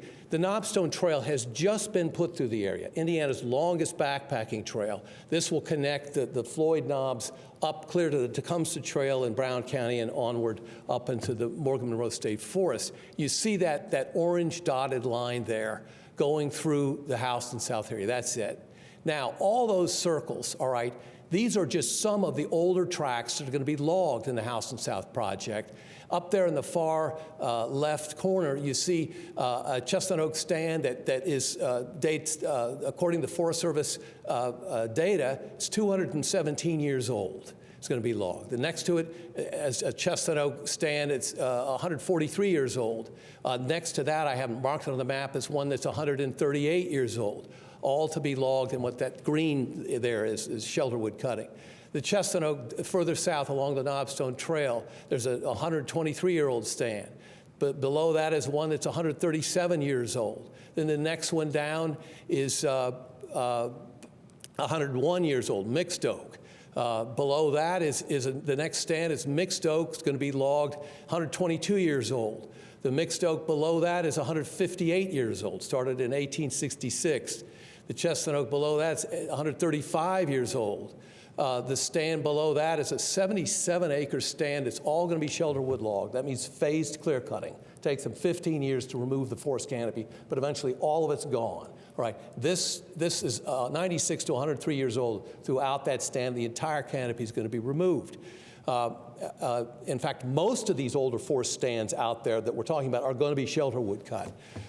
The stands below that are 102 years old, and then there's one that's 109 years old. But you can't walk the Knobstone Trail through the entire Houston South area without having to go through a stand that's going to be heavily selective logged, or the canopy is going to be removed altogether in this shelterwood phased clear cutting. So what we're trying to say is the Houston South project is a radical project. It's of a size of unprecedented in the history of the Hoosier National Forest. And Sherry will talk about how it's on slopes that are exceeding, in many cases, the 35%. It's ridiculously steep to be logging on those slopes, particularly with something like shelterwood cutting. And they're not planning to monitor at a single station, at a single stream leaving those sites, monitor any water quality from that site. It's just all out on the South Fork. That's ridiculous reactive monitoring that won't detect a problem until it's a catastrophe. So I'm going to close by saying that 2990 will avert this tragedy. It won't, for 78% of the House and South project, it will still let the Forest Service propose vegetative treatments and prescribe burning if it's in line with the existing land and resource management plan of the Hoosier National Forest. It will just require them to tone it down, to have to monitor it, and to make sure they manage the national recreation area surrounding the wilderness to protect the Monroe Reservoir water supply, to promote recreation, and to protect the visual and aesthetic values and ecological values of that forest. So you have an unprecedented opportunity at your doorstep to save an area that's unparalleled in the industrial heartland of this country for wilderness recreation. The economic benefits of doing that and of protecting the reservoir that is part of the economic foundation of your community are such that we think, we urge you to act. The need to act is urgent, and so I urge you to pass this resolution and communicate your wholehearted support for the expeditious enactment of this legislation. And you might want to put up the next map, which shows the slopes that they're logging on, at the House and South project. And thank you. Do you have any questions? Or Thank you. Why don't we go to Dr. Mitchell Brooker first, and then we can do questions? Does that sound good to the sponsors? All right. Welcome. Hi. Can you hear me okay? Okay. I wasn't going to talk about that, but if you can scroll that up just a little bit, I'll explain this map. So, Could you please confirm your name for the record? oh, sorry. I'm Sherry Mitchell Brooker. Thank you. And so this map is slopes. The white is 0 to 20%. The yellow is 20 to 35%, and the red is 35% slope or more. I can tell you we have another map that was taken from the USDA soil survey that categorized almost everything that you see there in orange and yellow as highly erodible soils and not really good for logging. Again, my name is Sherry Mitchell Brooker.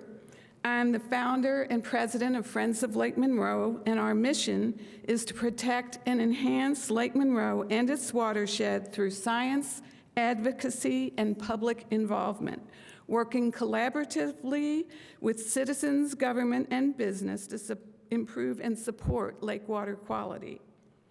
I'm a hydrologist with more than 30 years' experience in water resources research and management. I have a PhD in environmental science from Indiana University with a focus in hydrology. I worked for the federal government for 10 years in both research and management, including 3 years with Lassen National Forest as their chief forest hydrologist and watershed manager.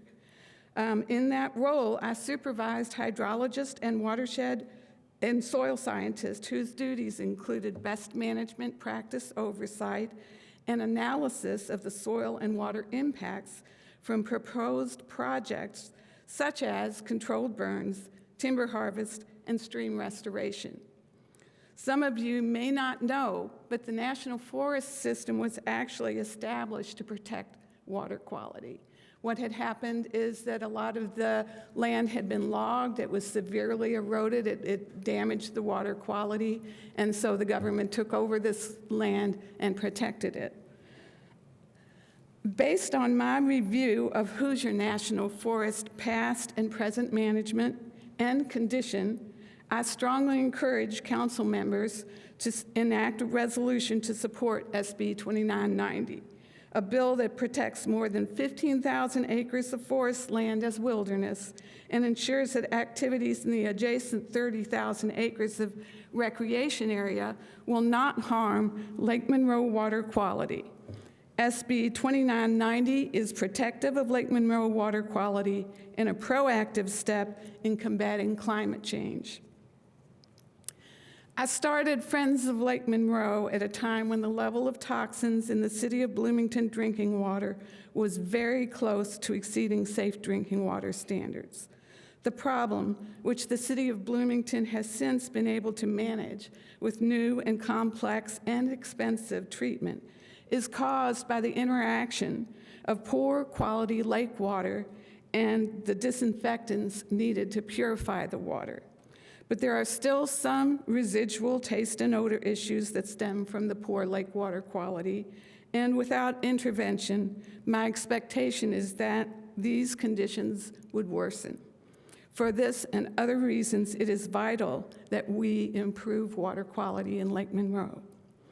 The key to improving water quality in Lake Monroe lies in reducing the amount of mobile phosphorus and nitrogen in the lake's watershed, since those nutrients stimulate harmful algal blooms that interfere with drinking water treatment and hinder recreation. Those nutrients come to the lake from many sources, including soil and stream bank erosion, farm runoff, septic leaching, and other activities such as logging and burning. The City of Bloomington and Monroe County and the state of Indiana have been working with Friends of Lake Monroe, spending hundreds of thousands of dollars to reduce the amount of nutrients and sediments that are released into the streams that feed Lake Monroe. Much of what we do involves working with landowners to reduce nutrient and sediment runoff from relatively small 1 to 20 acre plots.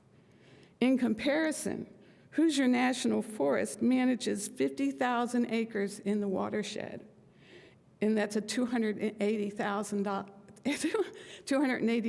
acre watershed. That's almost 20% of the watershed. So SB 2990 protects 45,000 of those acres. Believe me when I say that Hoosier National Forest management is critical to Lake Monroe water quality. Without SB 2990, Hoosier National Forest would engage in a risky and questionable effort to force regeneration of oak and hickory in the proposed wilderness and recreation areas.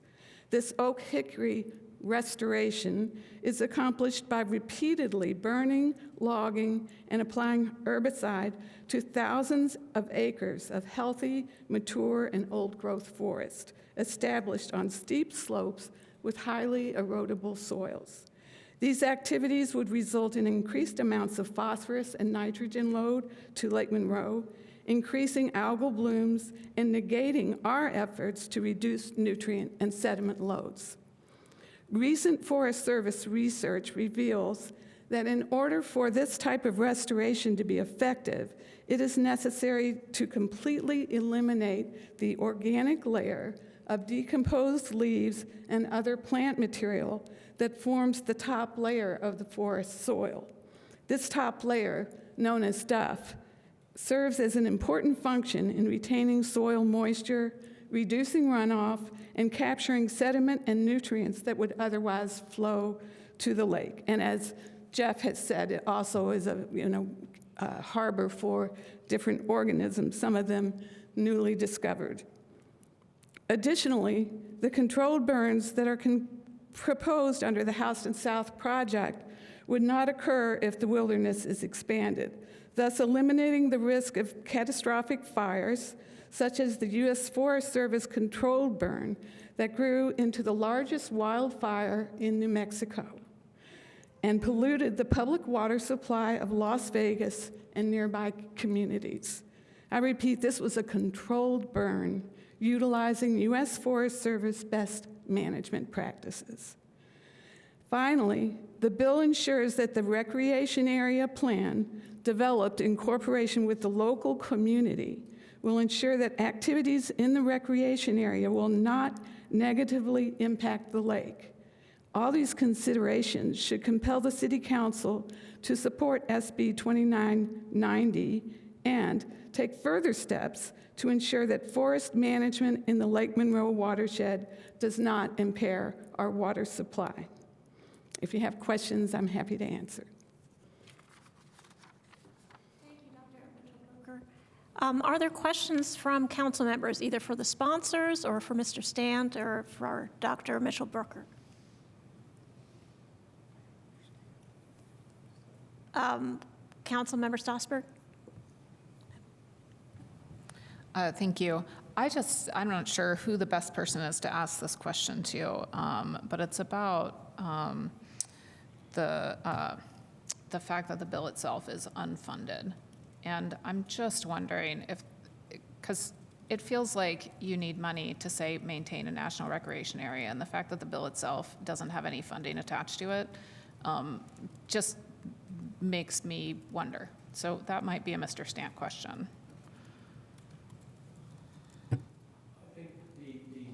Senator Braun wants the Forest Service to change its priorities and to appropriate money for the recreation area from its existing budget. And that's he has a general view about that across federal government. So he's very strong, he has very strong views that way.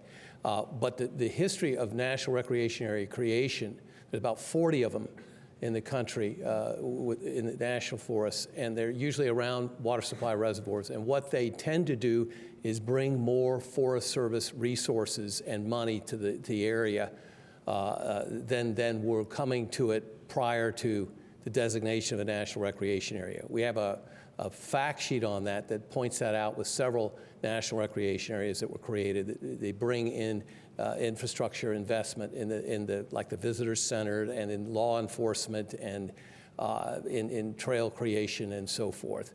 And so that's what that would be in the future of the NRA. That's part of that would happen with the development of this plan within 5 years of the enactment of the legislation.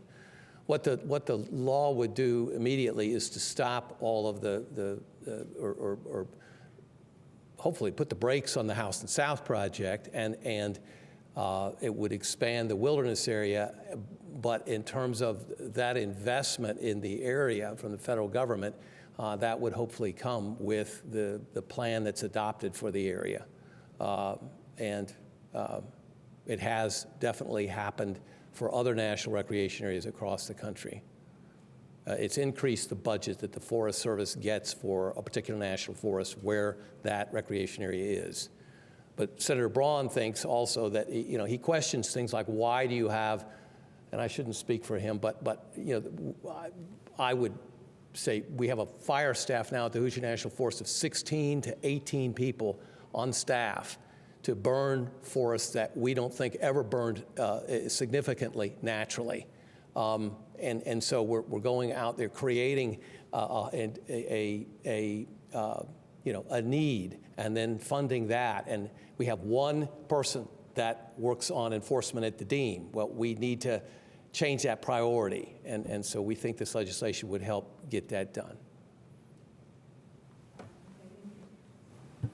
Councilmember Ruff, do you have a question? Well, I was going to ask Mr. Stant,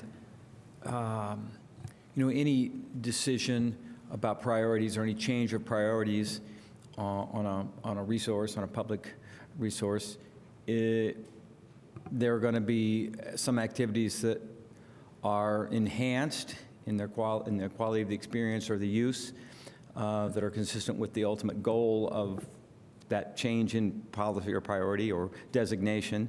There are going to be some activities that are impacted more restrictively.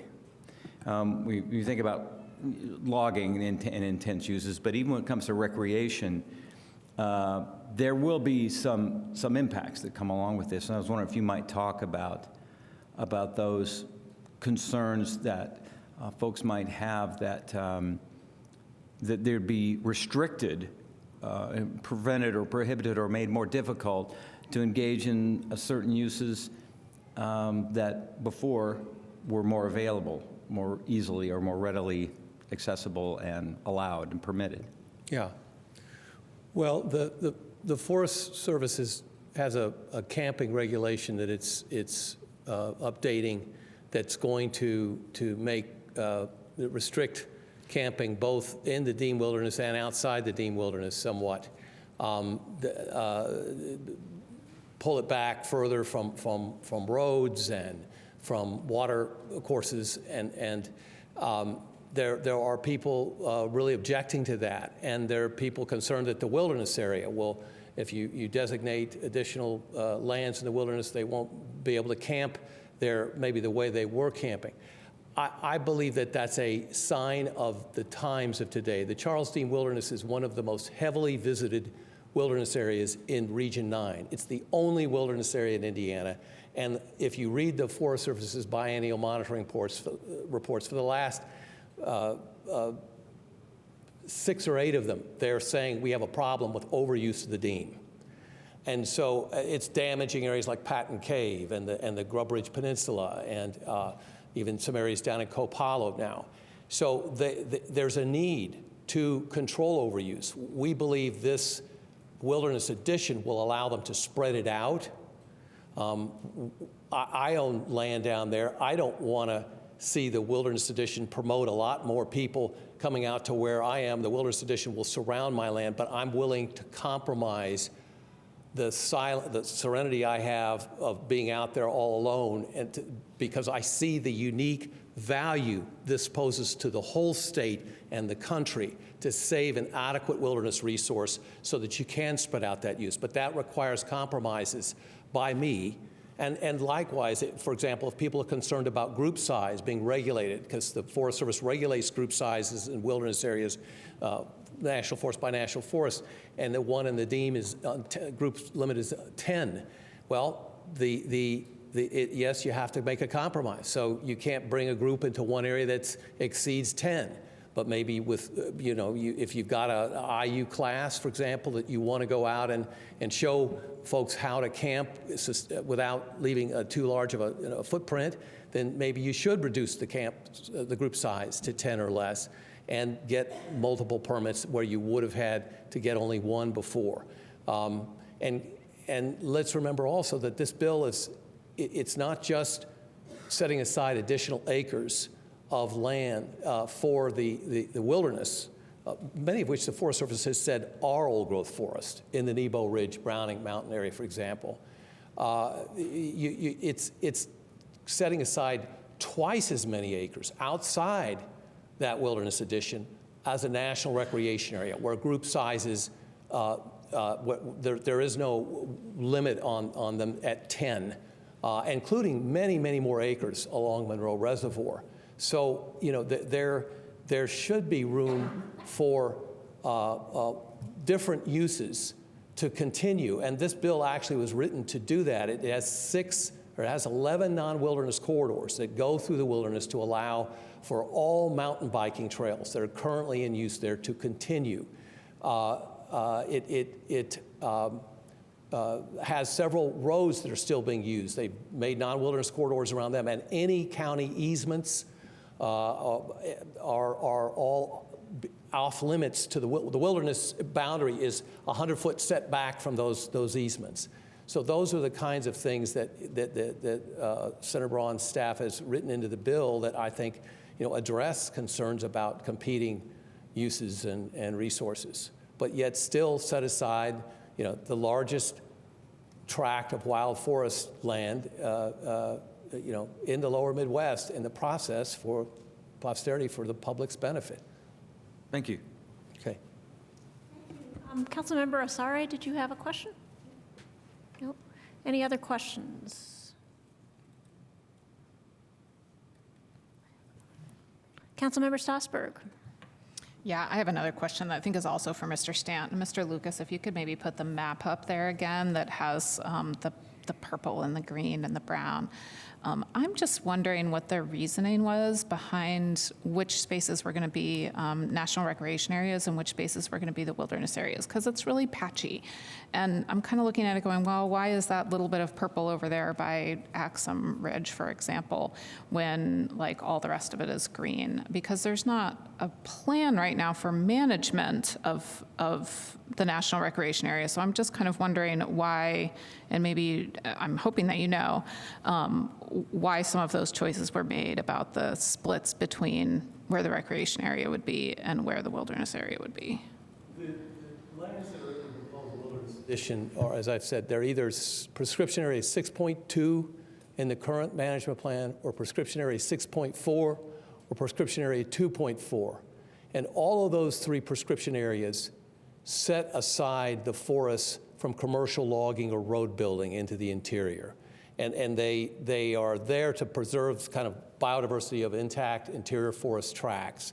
The lands further to the east and south, and then over there west of the Dean Wilderness that are in they're national forest lands too. If it's white, it's private land, so we can't touch that. Or if it's that gold land, it's Army Corps land. We didn't want to touch that because they need that for management of the reservoir. So those purple lands are lands that either drain into the Little Fork of Salt Creek, the South Fork of Salt Creek, the North Fork or the Middle Fork, or right into the reservoir, and they could affect the water supply of the reservoir. Or in the case of the land that's due south of Copalo, the southern part of the existing Dean Wilderness area that we call Hunter Creek, that's draining down to the Salt Fork drainage south of the dam. That is part of the most heavily used horseback riding area in the National Forest. And so we wanted to maintain, and that supports several active horse camp businesses there, and two public horse camps. So we wanted to maintain the recreational value of that land going immediately to the south of, you see there, it says Hunter Creek Trailhead, that area in there, and promote the recreational value of it. Thank you. Thank you. Other questions on this resolution? I guess I will ask one. This, if it passes the Senate, it needs to go to the House? Is that how it works? Yeah. And it has what to are go to the House and what are the usually, chances there? The House shows great deference to the congressperson whose district any proposed wilderness area is located in moving legislation. That's why we couldn't get the Nebo Ridge Wilderness established way back in the 70s and 80s, because Lee Hamilton opposed it because of the concern that private landowners raised. So we couldn't move it to the House. Erin Houchin is the woman who represents the area now.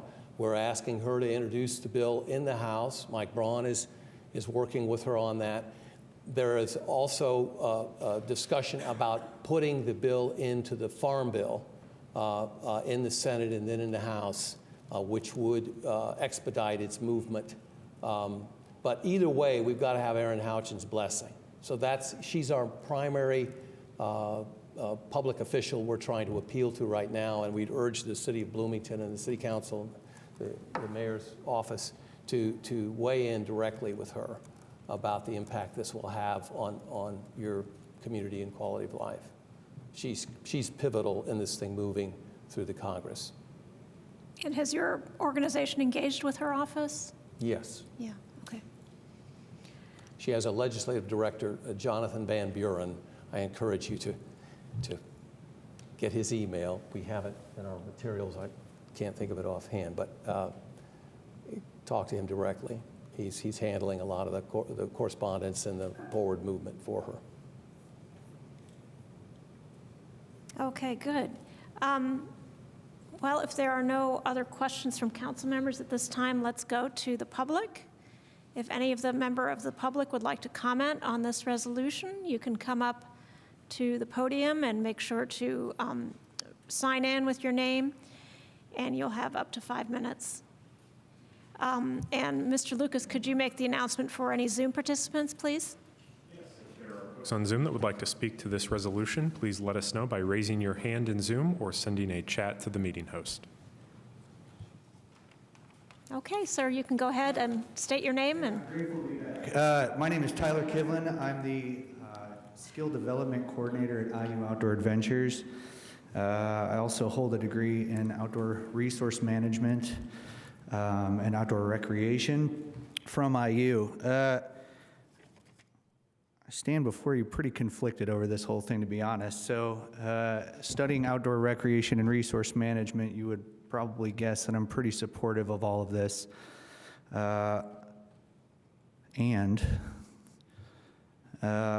we're also pretty concerned as a program because of the group limit that was mentioned. So we have, in an annual year, we take several academic courses. In fact, my face is still chapped from taking a class out to Nebo Ridge this last weekend and teaching them the joys of weather.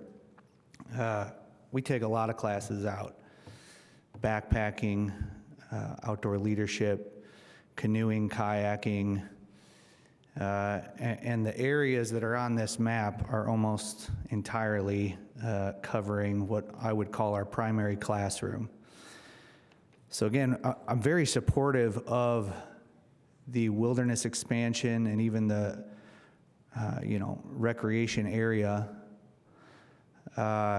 However, we've struggled quite a bit. At gaining access to the Deem. In fact, we don't have access to the Deem Wilderness.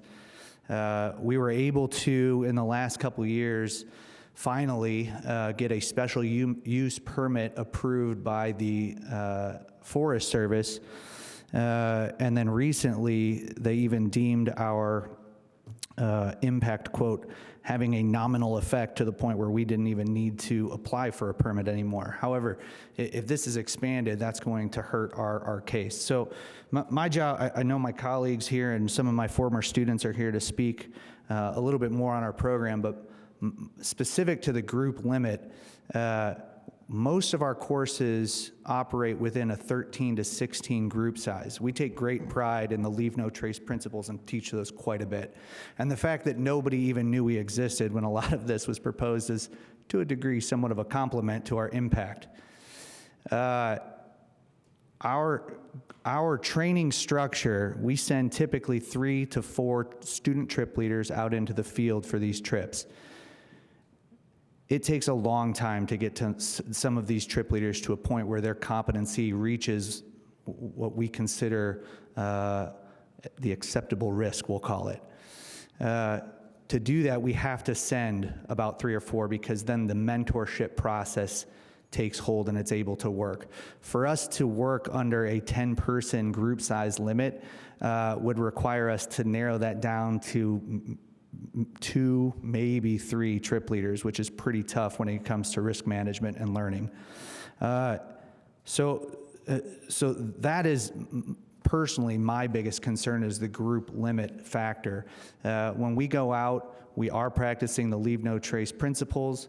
We travel on trail when we can, though I will say that the backcountry travel that would also be restricted is a huge part of, say, our search and rescue courses, our map and compass courses. To do those on trail very much threatens the integrity of that course and what we're actually trying to teach. So again, I will let my students and colleagues follow up on some of that. But what we're essentially asking is for a little bit more time. We have been able to speak with a representative from Senator Braun's office, though we have not heard anything really back from them. We certainly have not seen anything in writing. We would love to arrange for a special use permit so that we can continue teaching our students the exact thing that we are here fighting for as well, right? We are actually teaching them to write these types of bills and support these types of endeavors. However, the catch-22 in this situation is that this would actually hinder our ability to do that effectively and safely. So thank you for your time. I'll let my colleagues and students add more to that.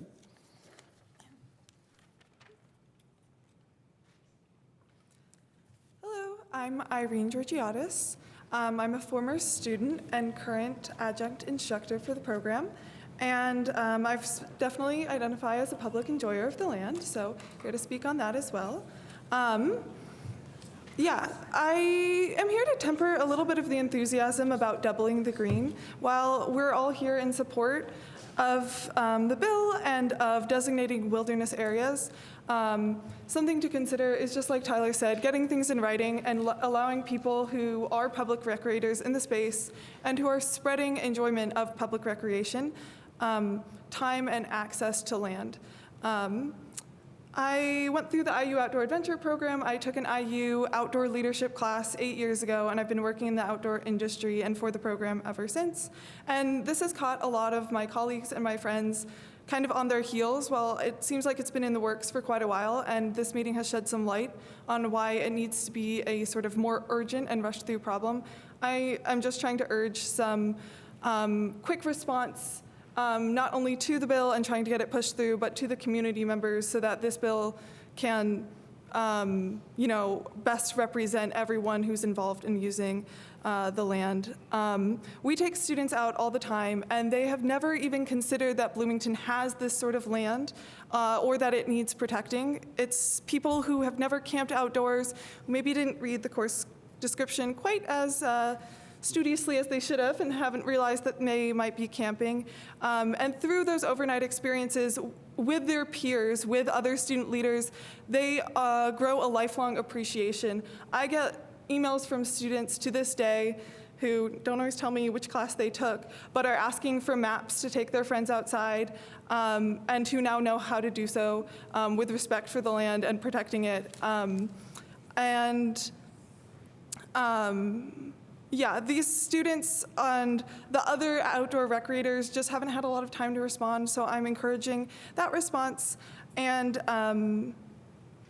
yeah, I think it's really important to consider that the next generation of people who want to be protecting this land and this space are people who might be sitting in these seats and seats higher up where the bill might be seen, and that pushing something through without consideration of a lot of different people who use the land is just not what we're advocating for. So I think that's all I have to say. I know we have a couple other people from this organization to speak as well, so I'll come anytime there, but thank you for your consideration.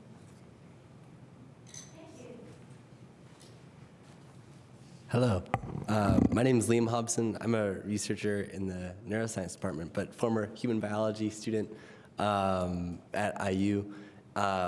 The cool thing about this now is everyone's in agreement that this is really important to do. But I think the main thing that we're, as IU Outdoor Adventures, either current employees or past employees, is that we need to consider what IU Outdoor Adventures does as a program is we teach people how to care about and think about how they walk around and exist in outdoor spaces. Because the thing that we see is like, yeah, people will go into the wilderness, but maybe without proper education in the principles of leave no trace, they're 7. They can go through all the hand signals for them. But that's something that we teach.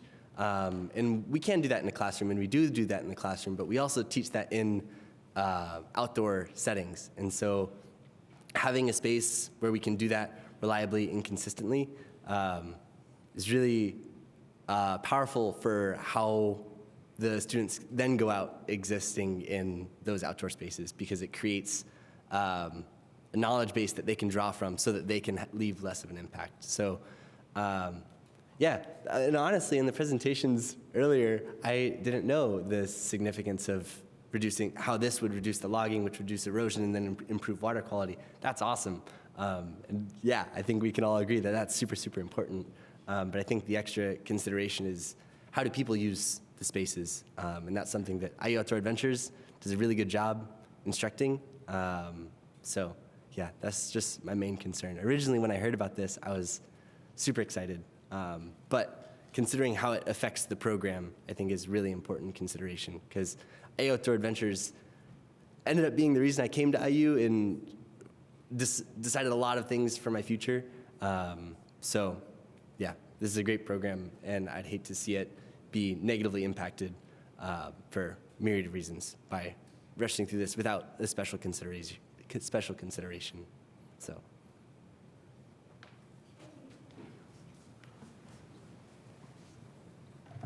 Yes, please be sure to sign in.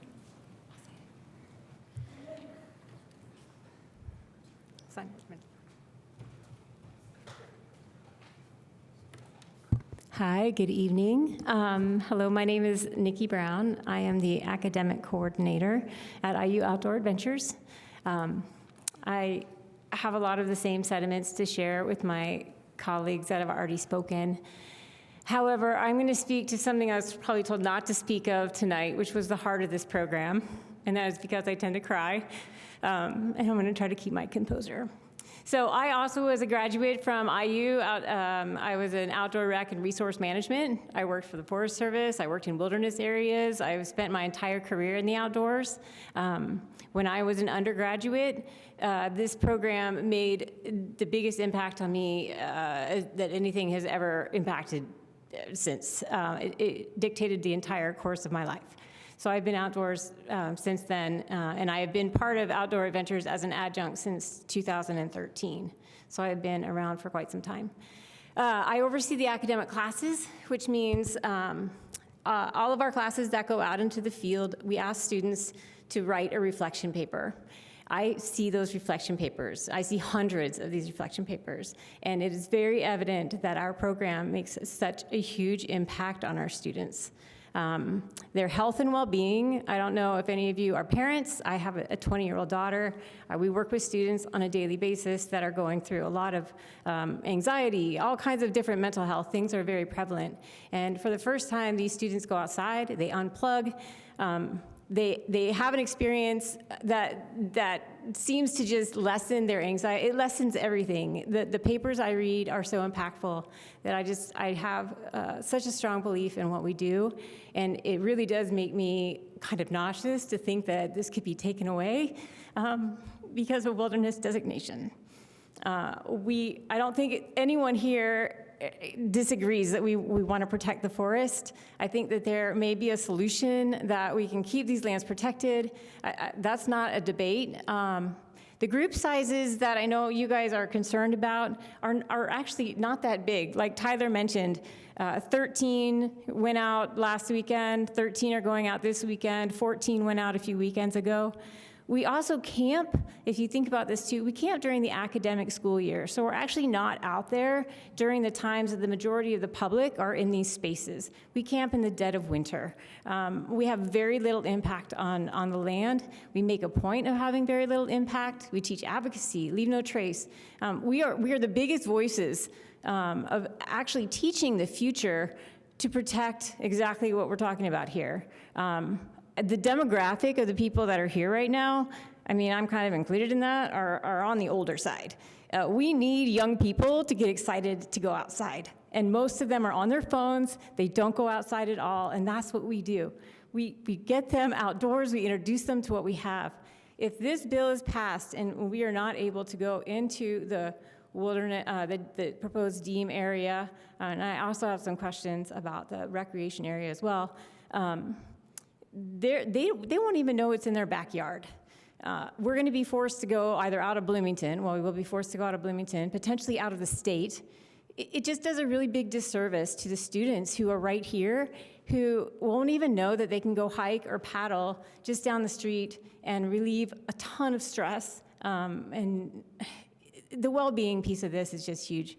My other concerns have to do with the National Recreation Area. I know it was just mentioned that there's no restrictions on group size. I've never known that to be true. I always was under the impression that a National Recreation Area also had size restriction, also had restrictions as to where you can camp. I keep hearing rumors like, oh, you guys will be fine, but I have yet to see that in writing. I don't believe that we're going to be fine just because that's been floated around. So I have a lot of concerns. Obviously, the pace at which this is moving, I understand to some degree, but I also feel like this is a pace in order to stop some of these other voices from coming forward and saying, wait. We've been established for 20 plus years in this environment, and clearly the Forest Service doesn't think we have an impact big enough to force us to get a permit. Like, we're very nominal. And as Tyler spoke, the fact that nobody even knows we exist also speaks to that. We take upwards of 400 students in an academic year in there, and about 600 credit hours. So it's substantial through the School of Public Health, and it would be impacted. I don't think they'd be super happy about it either. But anyway, I don't know what else to say, but thank you for listening. Bye. Thank you. Thank you, City Council. Bear with me. Public speaking is not my forte. I always want to take a little bit of your time to reiterate what my peers have said. Could you please state your name? Yes, sorry. Austin Crouch. What my peers have said today, biggest thing I want to hit on is that we are allies of the Forest Alliance and allies of the Friends of Lake Monroe. We do nothing but teach preservation of the land, anything from land acknowledgement that you mentioned so today, to future stewardship of the natural sectors that we're talking about. Like Nikki mentioned, 400 kids a school year, not just local Hoosier kids, but also international students come and enjoy this local area that we have. It's truly a jewel in the state. I'm from Muncie, Indiana, and I promise you that there is nothing like it anywhere else in the state. I encourage you guys to take your time to think about this, to hear us, because you not only, you don't handicap our ability to show students and others what we have in our backyard, you completely demolish any ability that we have of it. I don't think that it would be a hard ask to continue education. I think that's very needed, especially in the world that we live in today, and especially for stewardship responsibly in the future. I would like to see that conversation happen a little bit better. I think that it is being rushed, and I think that there are reasons for that, but I think we need to pause and reflect on what we're going to lose, right? I'm biased because I believe in the program that we have and the results that we've seen come from the students that have passed through our doors. So that being said, that's all I have. But I appreciate your time. I appreciate you hearing us out, and I hope that you'll take this in consideration. Also, to the other two groups here as well. So we're allies and we're not enemies. We can work together to build a better future for the Hoosier and Southern Indiana. So thank you. Hello, my name is Douglas Rapp. I'm the president of a new 501c3 called Coalition in the state of Indiana. First, I'd like to mention that this has been in the works for 4 years, the conversations with Senator Braun's staff to draft this legislation. I want to explain to you a little bit about Coalition. We are a group of groups, outdoor recreationists, conservationists, hunters, fishers, that represent tens of thousands of Indiana residents, all who have come together in a positive discourse to create this legislation. All who have had interaction with Senator Braun's staff have been part of promoting this for the last 4 years, and we represent mountain bikers. Indiana Mountain Biker Association is one of our members. Indiana Overlanders, which have nothing to gain from this bill, since there's no ROV trails included in it, who are also supportive of it. All of these outdoor recreation groups that are not just central to Indiana, but recognize the significance of what we have an opportunity to build. This is not new. And I hear my colleagues down there, I wish that you could have accepted our invitation to speak when IFA was going to speak to you to educate you on 2990. So this isn't anything new. It's not been rushed. It's been in the works for 50 years. So the legislation has been being drafted for the last 4 years. So we welcome your group to Coalition to join in that positive conversation, constructive conversation, have your views represented. What I'll say is that the Forest Service will still manage this area, so the rules won't change. So group sizes, access, those things won't change other than the designation for the areas. They'll be more restrictive in the expanded wilderness. But the group sizes won't change. The processes won't change. So if you have an exception, you can apply for an exception again. The other thing I'll say is this legislation creates a board that is unprecedented of representatives all across the recreational community and conservation communities. So if you read the legislation, there's a board in there that you can participate in where you, as a citizen or a representative of your organization, can have a say in how that land is managed. This is direct input to how that land is managed and those issues that you talk about. So I would just like to reiterate, this isn't rushed. It's been in the works for 4 years. It has considered everybody's opinion that has come to the table. Senator Braun's staff has never turned away anybody, whether they were for it or against it. So I encourage you to act now. This is the most important piece of conservation legislation in the last 50 years in this state. Thank you. Hey folks, my name's Neil, and I am a staff member of the Indiana Forest Alliance. Can you give us your full name? Yeah, Neil Goswami. And I'm a staff member of the Indiana Forest Alliance, Sierra Club executive member, and political committee chair, and an active member of the Monroe County Environmental Commission.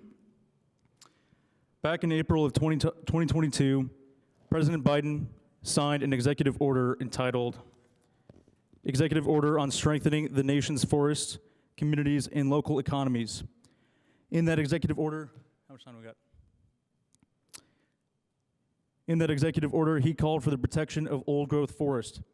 I quote, "Strengthening America's forests, which are home to cherished expanses of mature and old-growth forests on federal lands, is critical to the health, prosperity, and resilience of our communities.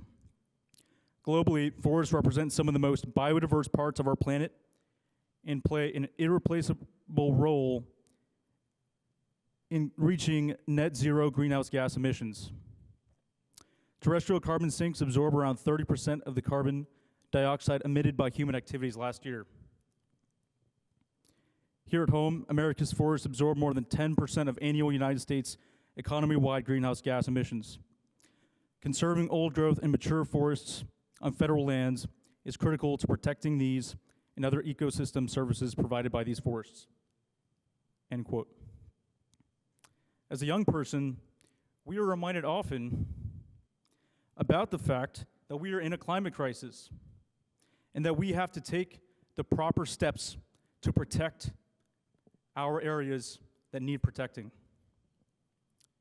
We at the Indiana Forest Alliance were successful in engaging with this important environmental duty by getting a bill authored and introduced to expand the wilderness here in our backyard, namely the Charles C. Dean Wilderness, and establish the Benjamin Harrison National Recreation Area that will protect the quality of our water, the water that you drink every day, into perpetuity. This is something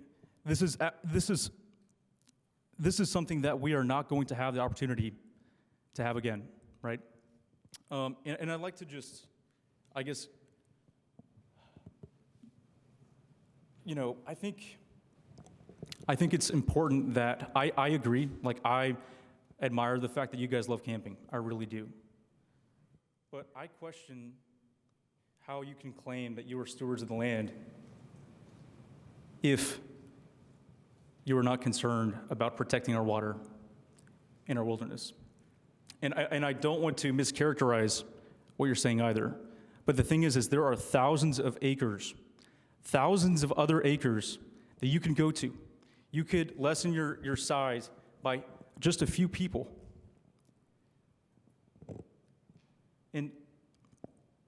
And I think that is worth it to protect our water quality and to have this pass. Thank you. Thank you. Next speaker, please. Hello, my name's Max Wolf. I'm a fourth-year student at IU. I'm a transfer student, so this is my second spring. I've been down here since the fall of 2023. And in that time, I have enjoyed the various forests that Monroe County has to offer. They're very beautiful. I enjoy going on hikes and stuff like that. I want to talk about a few things. Firstly, I want to relate this issue back to Palestine because, for one, the ecological impact that the genocide in Gaza and Palestine has on the planet is not dissimilar to the effects of long time logging in this country or various other activities that have contributed to the climate crisis. So I want you guys to consider the relationship between those two things. Secondly, I want to say that when considering this bill, I don't know the ins and outs. I wasn't planning on speaking today, but when considering this bill, the primary focus, your responsibility, I feel, is to look at the ecological impact that the impact on the climate. Definitely not. It should not be to consider what some program at IU has, because IU is not for the land here in Bloomington. IU does not represent the people of Bloomington. IU, in my opinion, takes away from Bloomington, and the students that come here, they come in and they come out And then what happens after that? It's not their concern.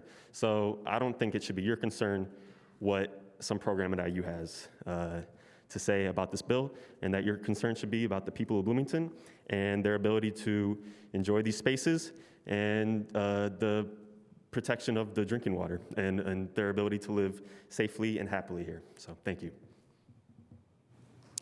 Thank you. Mr. Lucas, do we have anybody on Zoom who would like to comment? No, not that I see. Okay, anybody else in council chambers? All right, well, let's come back to council members for any follow-up questions you may have. Councilmember Rollo? I'm going to defer to Councilmember Azari. Thank you. And I'll address my question to the president in hopes for clarification, because I don't know how to appropriately do this. I wanted to ask a question to the members of the public, but only because I didn't quite understand what the suggested amendments or changes to the resolution were. And I don't know what the appropriate way of getting that information is, particularly those who spoke ambiguously about their support of the resolution that's on the table. So is there a particular speaker you would like to address? Well, someone's volunteering. I mean, I wouldn't, and it's, yeah, is that allowed? Well, it's unusual, but Mr. Kilvin, if you would like to come back to the microphone. Unusual. And then Councilmember Asari, if you can phrase your question a little more specifically, because I did not understand it. Yes. Maybe others Just a very brief question. What would you suggest that we do in terms of, we have a resolution in front of us which is calling for the support of legislation at the Senate, U.S. Senate. Do you think that there needs to be changes to that, or are you suggesting that we don't approve that? I'm suggesting, or we are suggesting, that there's changes to include a special use permit so we can continue educating students of the importance of this exact thing. So to be clear, we're supportive of this. That's where I was confused. We are supportive of this. So much, in fact, that we want to continue being able to educate students about it in the way that we have. Thank you. Thank you so much. That was my question. And then, Madam President, may I ask a question to our colleague who gave a useful presentation? I now have a follow-up for him that I did not have until they spoke. Yes, you mean Mr. Stand? Or Yes, please, Mr. Stan.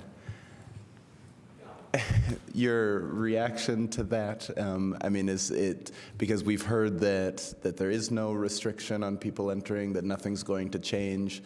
Is their objection reasonable in your views?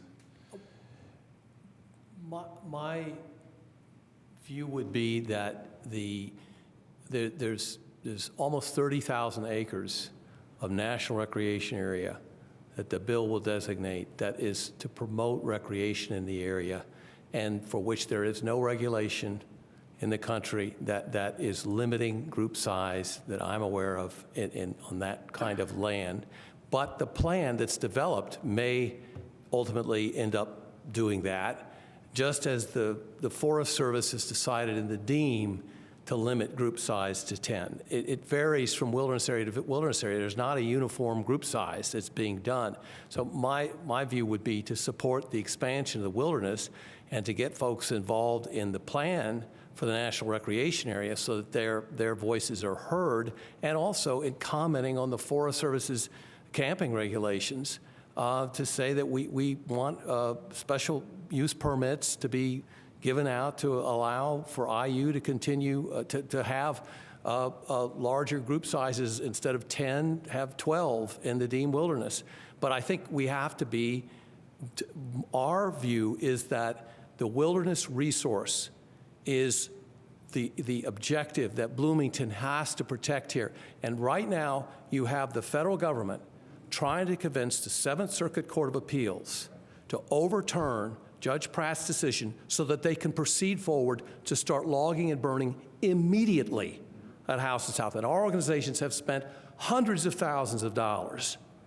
We haven't had any help from any IU groups, not a penny. We've spent hundreds of thousands of dollars trying to keep that from happening. And you can't win with NEPA. It's a process law. Mr. Ruff knows all about that from I-69. Eventually, they get their way if they persist, all right? And the Seventh Circuit is horrible on case law there. So we'll lose eventually, and we're teetering. And this bill is our best hope for forcing them to go back and start over at House and South. They've proposed a draft supplemental environmental assessment there that proposes to do the exact same thing. In fact, those cuts I showed you are the cuts proposed in that assessment. So we're on the verge of losing the whole thing. They want to slow down, but we can't afford to. If Braun leaves office and this bill doesn't go anywhere, we're done next year on this, and we lose the House and South fight, and more than 1/4 of the whole area that's intact, older and old-growth forests gets savagely cut into in those cuts that I was just pointing out to. My view is work in the planning process to get special use permits.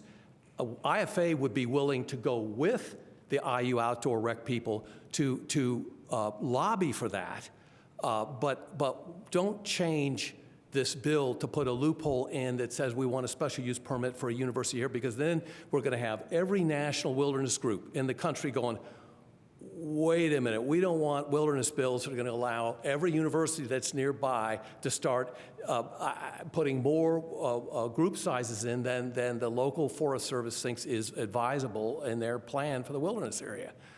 And again, this will not stop IU Outdoor Rec from using the wilderness. They can't use it with large group sizes or the sizes they want, but they can still use that, and they've got a recreation area outside of it that includes thousands of additional acres along Monroe Reservoir that allows them to use it at those larger group sizes. So that's, I would say don't amend this. Please pass this, but encourage us to work with the Forest Service to get them to bend a little more in this case, to allow IU Outdoor Rec to do what they're doing. Okay. Thank you. Any other follow-up questions from council members? Councilmember Rollo? Yes, this is for Dr. Mitchell-Brooker. Your organization is about 8 years old, I think, and you've done a watershed analysis for Lake Monroe. My understanding is there are a number of small farms, dozens of small farms, 2 large farms that have a nutrient flow into the lake that are concerning. But the Houston South project, is it my understanding that that is the most, that endangers our water source more than anything? Is this something that is, I mean, I'm thinking of the scale of this. Like, the scale was important, you know, these thousands of acres. I couldn't do that comparison, I think, without going back and doing some analysis. And it's always difficult to calculate, you know, how much one individual action is affecting the water quality.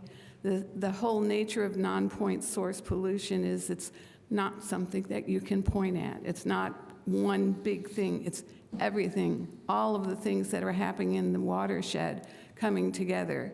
And I would say just the magnitude, the number of acres, that this management of this land has more potential to impact water quality, both good and bad, than any other managed land in the watershed. Mm-hmm. So our duty at the council and other bodies in the county is to safeguard this water supply for perpetuity, for posterity. And I know that the major threats are nutrient load and siltation, but I'm assuming that there's a synergistic effect, that if you have clear cutting, you not only have siltation, but you have more nutrients going in.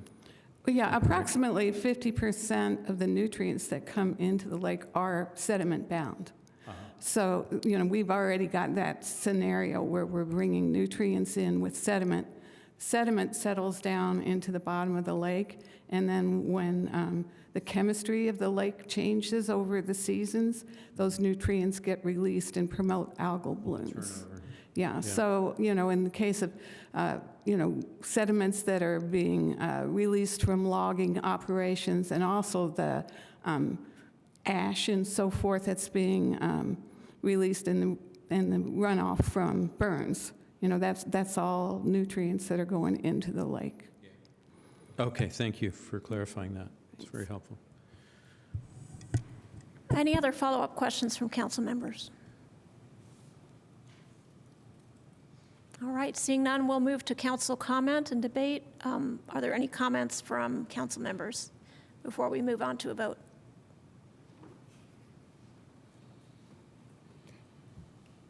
Councilmember Zulik.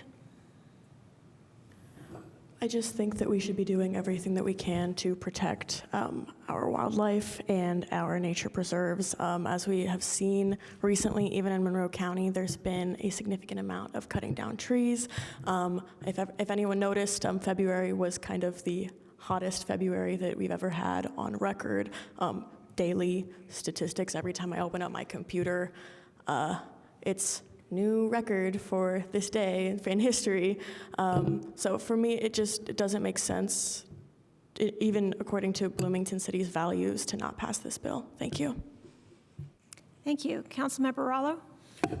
Just a couple of brief things. One is, when I was thinking about this over the last few days, I was thinking about the biodiversity crisis and how we have to play our part, and it's important to protect old growth. The cerulean warblers is a familiar story because they fly all the way from Peru to nest in Indiana.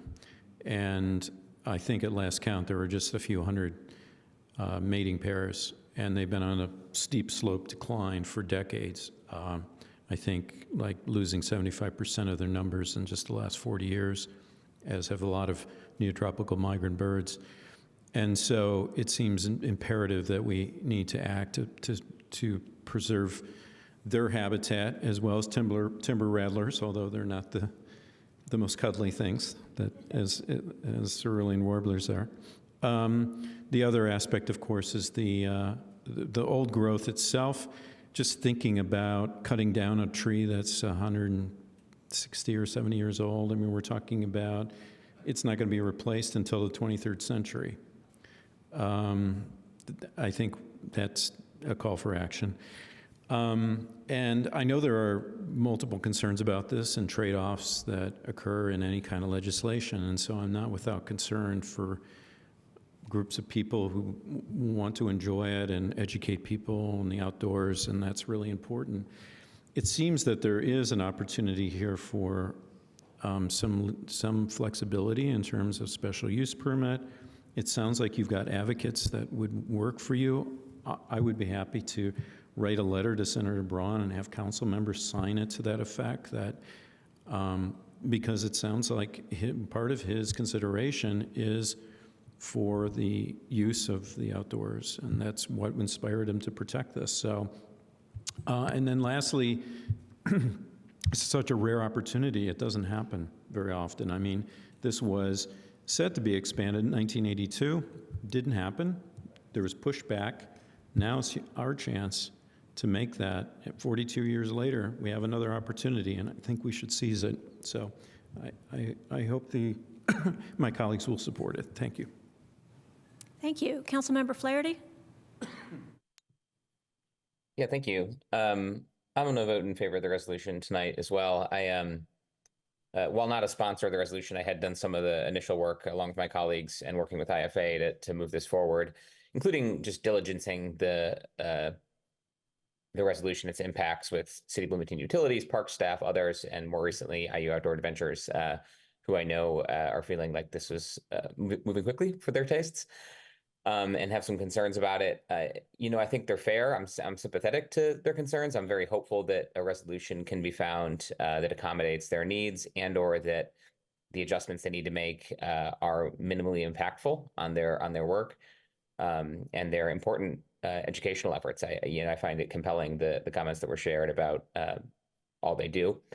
But That said, like my colleague Councilmember Morello noted, I think this is important on balance to support. It's an important opportunity to continue to expand conservation in our area, and has positive impacts for Bloomington and the surrounding region. So really appreciate all the folks that came out and shared their views tonight, and all the hard work of the IFA in particular over their years of advocacy for this. Thank you. Thank you. Councilmember Ruff? Yeah, I want to thank Mr. Stant and Ms. Brooker for coming out and sharing their knowledge and experience. It was super valuable, both of you, super valuable for the discussion. I also want to thank everyone affiliated with the IU Outdoor Recreation for coming out and expressing their concerns and their perspective. I know you're passionate and sincere about both the desire and the recognition of the wonderful opportunity to preserve more area and protect it better, but at the same time, your passion for running the programs and influencing young people to value and appreciate the very thing we're trying to do here. And that must feel tough in your gut, that there's feels like there might be some kind of dilemma here that pulls both ways. But I really think, I have confidence that whatever needs in terms of maybe special permits or to accommodate slightly larger groups that would work for IU Outdoor Recreation, that we can work together on that. I pledge, I'm sure along with all my fellow council members, I would pledge to, advocate, write letters, do whatever we can do. The same way we're advocating for this bill, to advocate for outdoor recreation programs, because I'm an academic advisor at IU, and I see a lot of my advisees, my students do the programs, and have great experiences, life-changing experiences. A lot of them things that they've never done before, never dreamed of doing before, that they're exposed to, and it changes their lives. Thanks for being here, and that's it. Thank you. Councilmember Asare? Yes, thank you, and thank you to the members of the public who've taken the significant amounts of time to be here tonight. I think to me it boils down to the fact that if we lose our access to or quality water from Monroe Lake, that the city ceases to exist.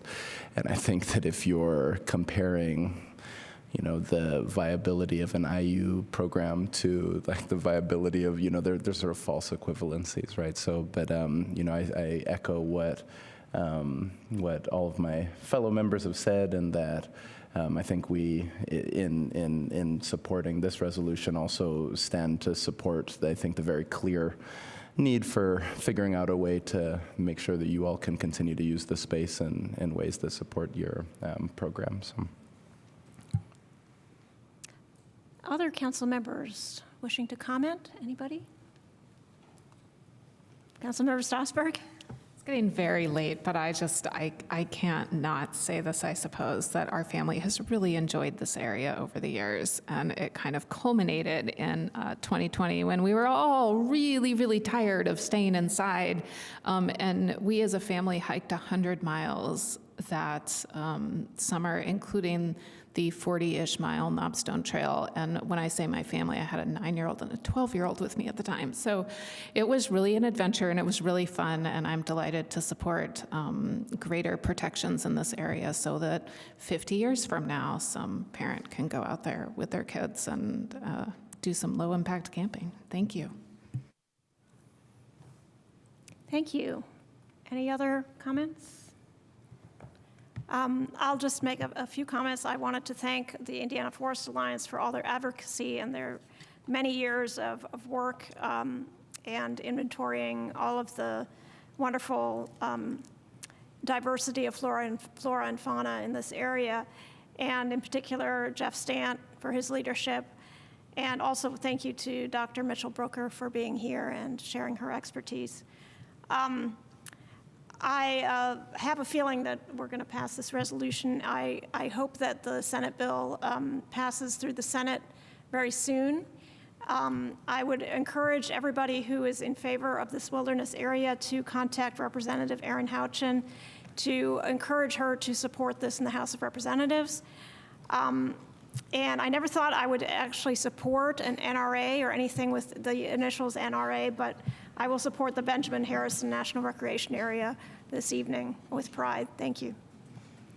I think we can call the question. Clerk Bolden, if you're ready. Yes, Councilmember Asari? Yes. Rosenbarger? Yes. Flaherty? Yes. Zulik? Yes. Rallo? Yes. Ruff? Yes. Piedmont Smith? Yes. And Strasburg? Yes. And that passes 8-0.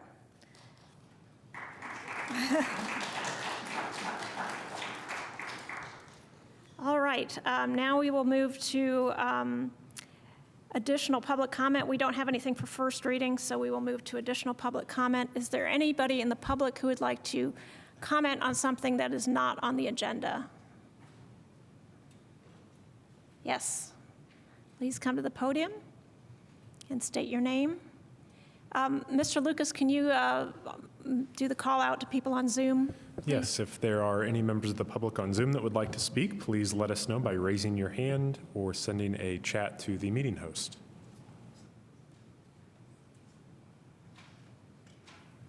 Good evening. My name is Michael Martin. I am a professor of cinema studies in the media school at IU. I have a very brief statement I would like to make.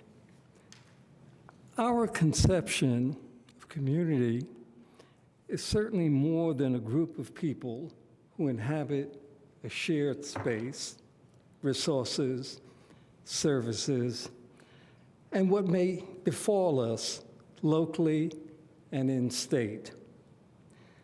The community that is Bloomington is concerned too about world affairs, the growing climate crisis, migrants and refugees on our borders, the war in Ukraine, and nationally, reproductive rights and the censorship of books in ever more schools and libraries that challenge accepted notions of morality, race, sexuality, and indeed the historical record itself.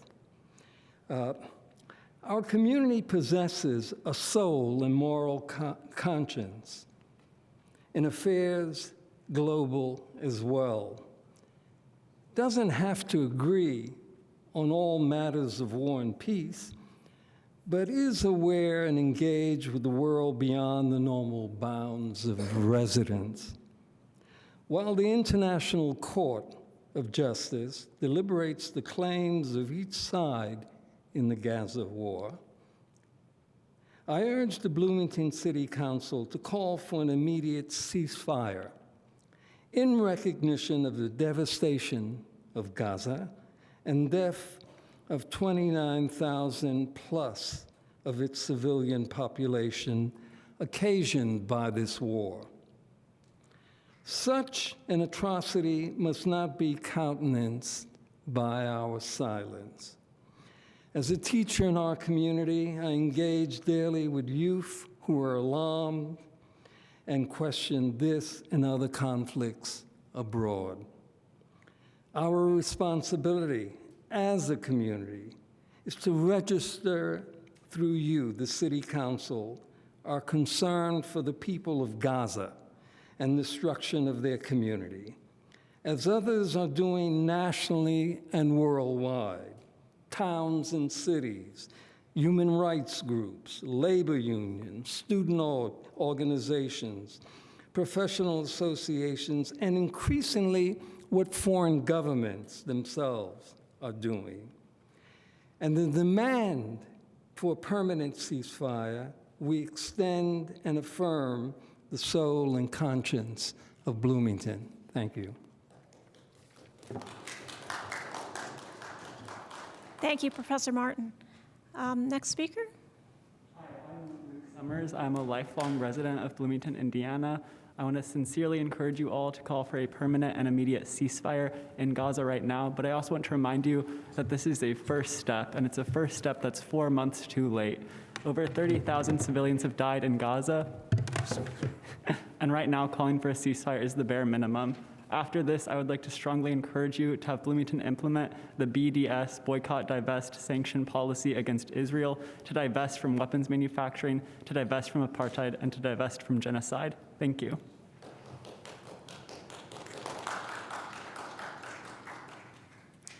Thank you. Anybody else want to make a public comment on an item not on the agenda? Mr. Lucas, do we have anybody on Zoom? Quickly. Okay. Mr. Dove says that New Hope for Families is holding a volunteer orientation session for new and interested volunteers on March 7th from 6 to 7 p.m. in their administrative offices at 1140 South Morton Street in Bloomington. Volunteer candidates will receive a tour of the facility, meet some of the staff, and hear about each of their programs along with current volunteer opportunities. New Hope for Families is a community leader in providing services for families in crisis. They administer an emergency shelter program, equipping families to progress into stable housing, and offer an excellent early learning program. Learn more and register today by going to the Bloomington Volunteer Network website.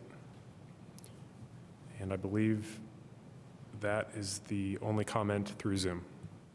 All right, thank you. So we will next move on to matters of the council schedule. Of course, we have a regular session scheduled for next Wednesday, March 6th. Mr. Lucas, is there anything else to mention? Just a note that the Jack Hopkins Committee will meet for the first time tomorrow and hold an organizational meeting, so that process is kicking off. So for the folks on that committee, we'll see you tomorrow. Okay, very good. And I believe for next Wednesday, we do expect to have some legislation. Is that correct? Resolution and then at least one ordinance for a first reading for next week. So. Okay, very good. All right, if there's nothing else, then we can go ahead and adjourn.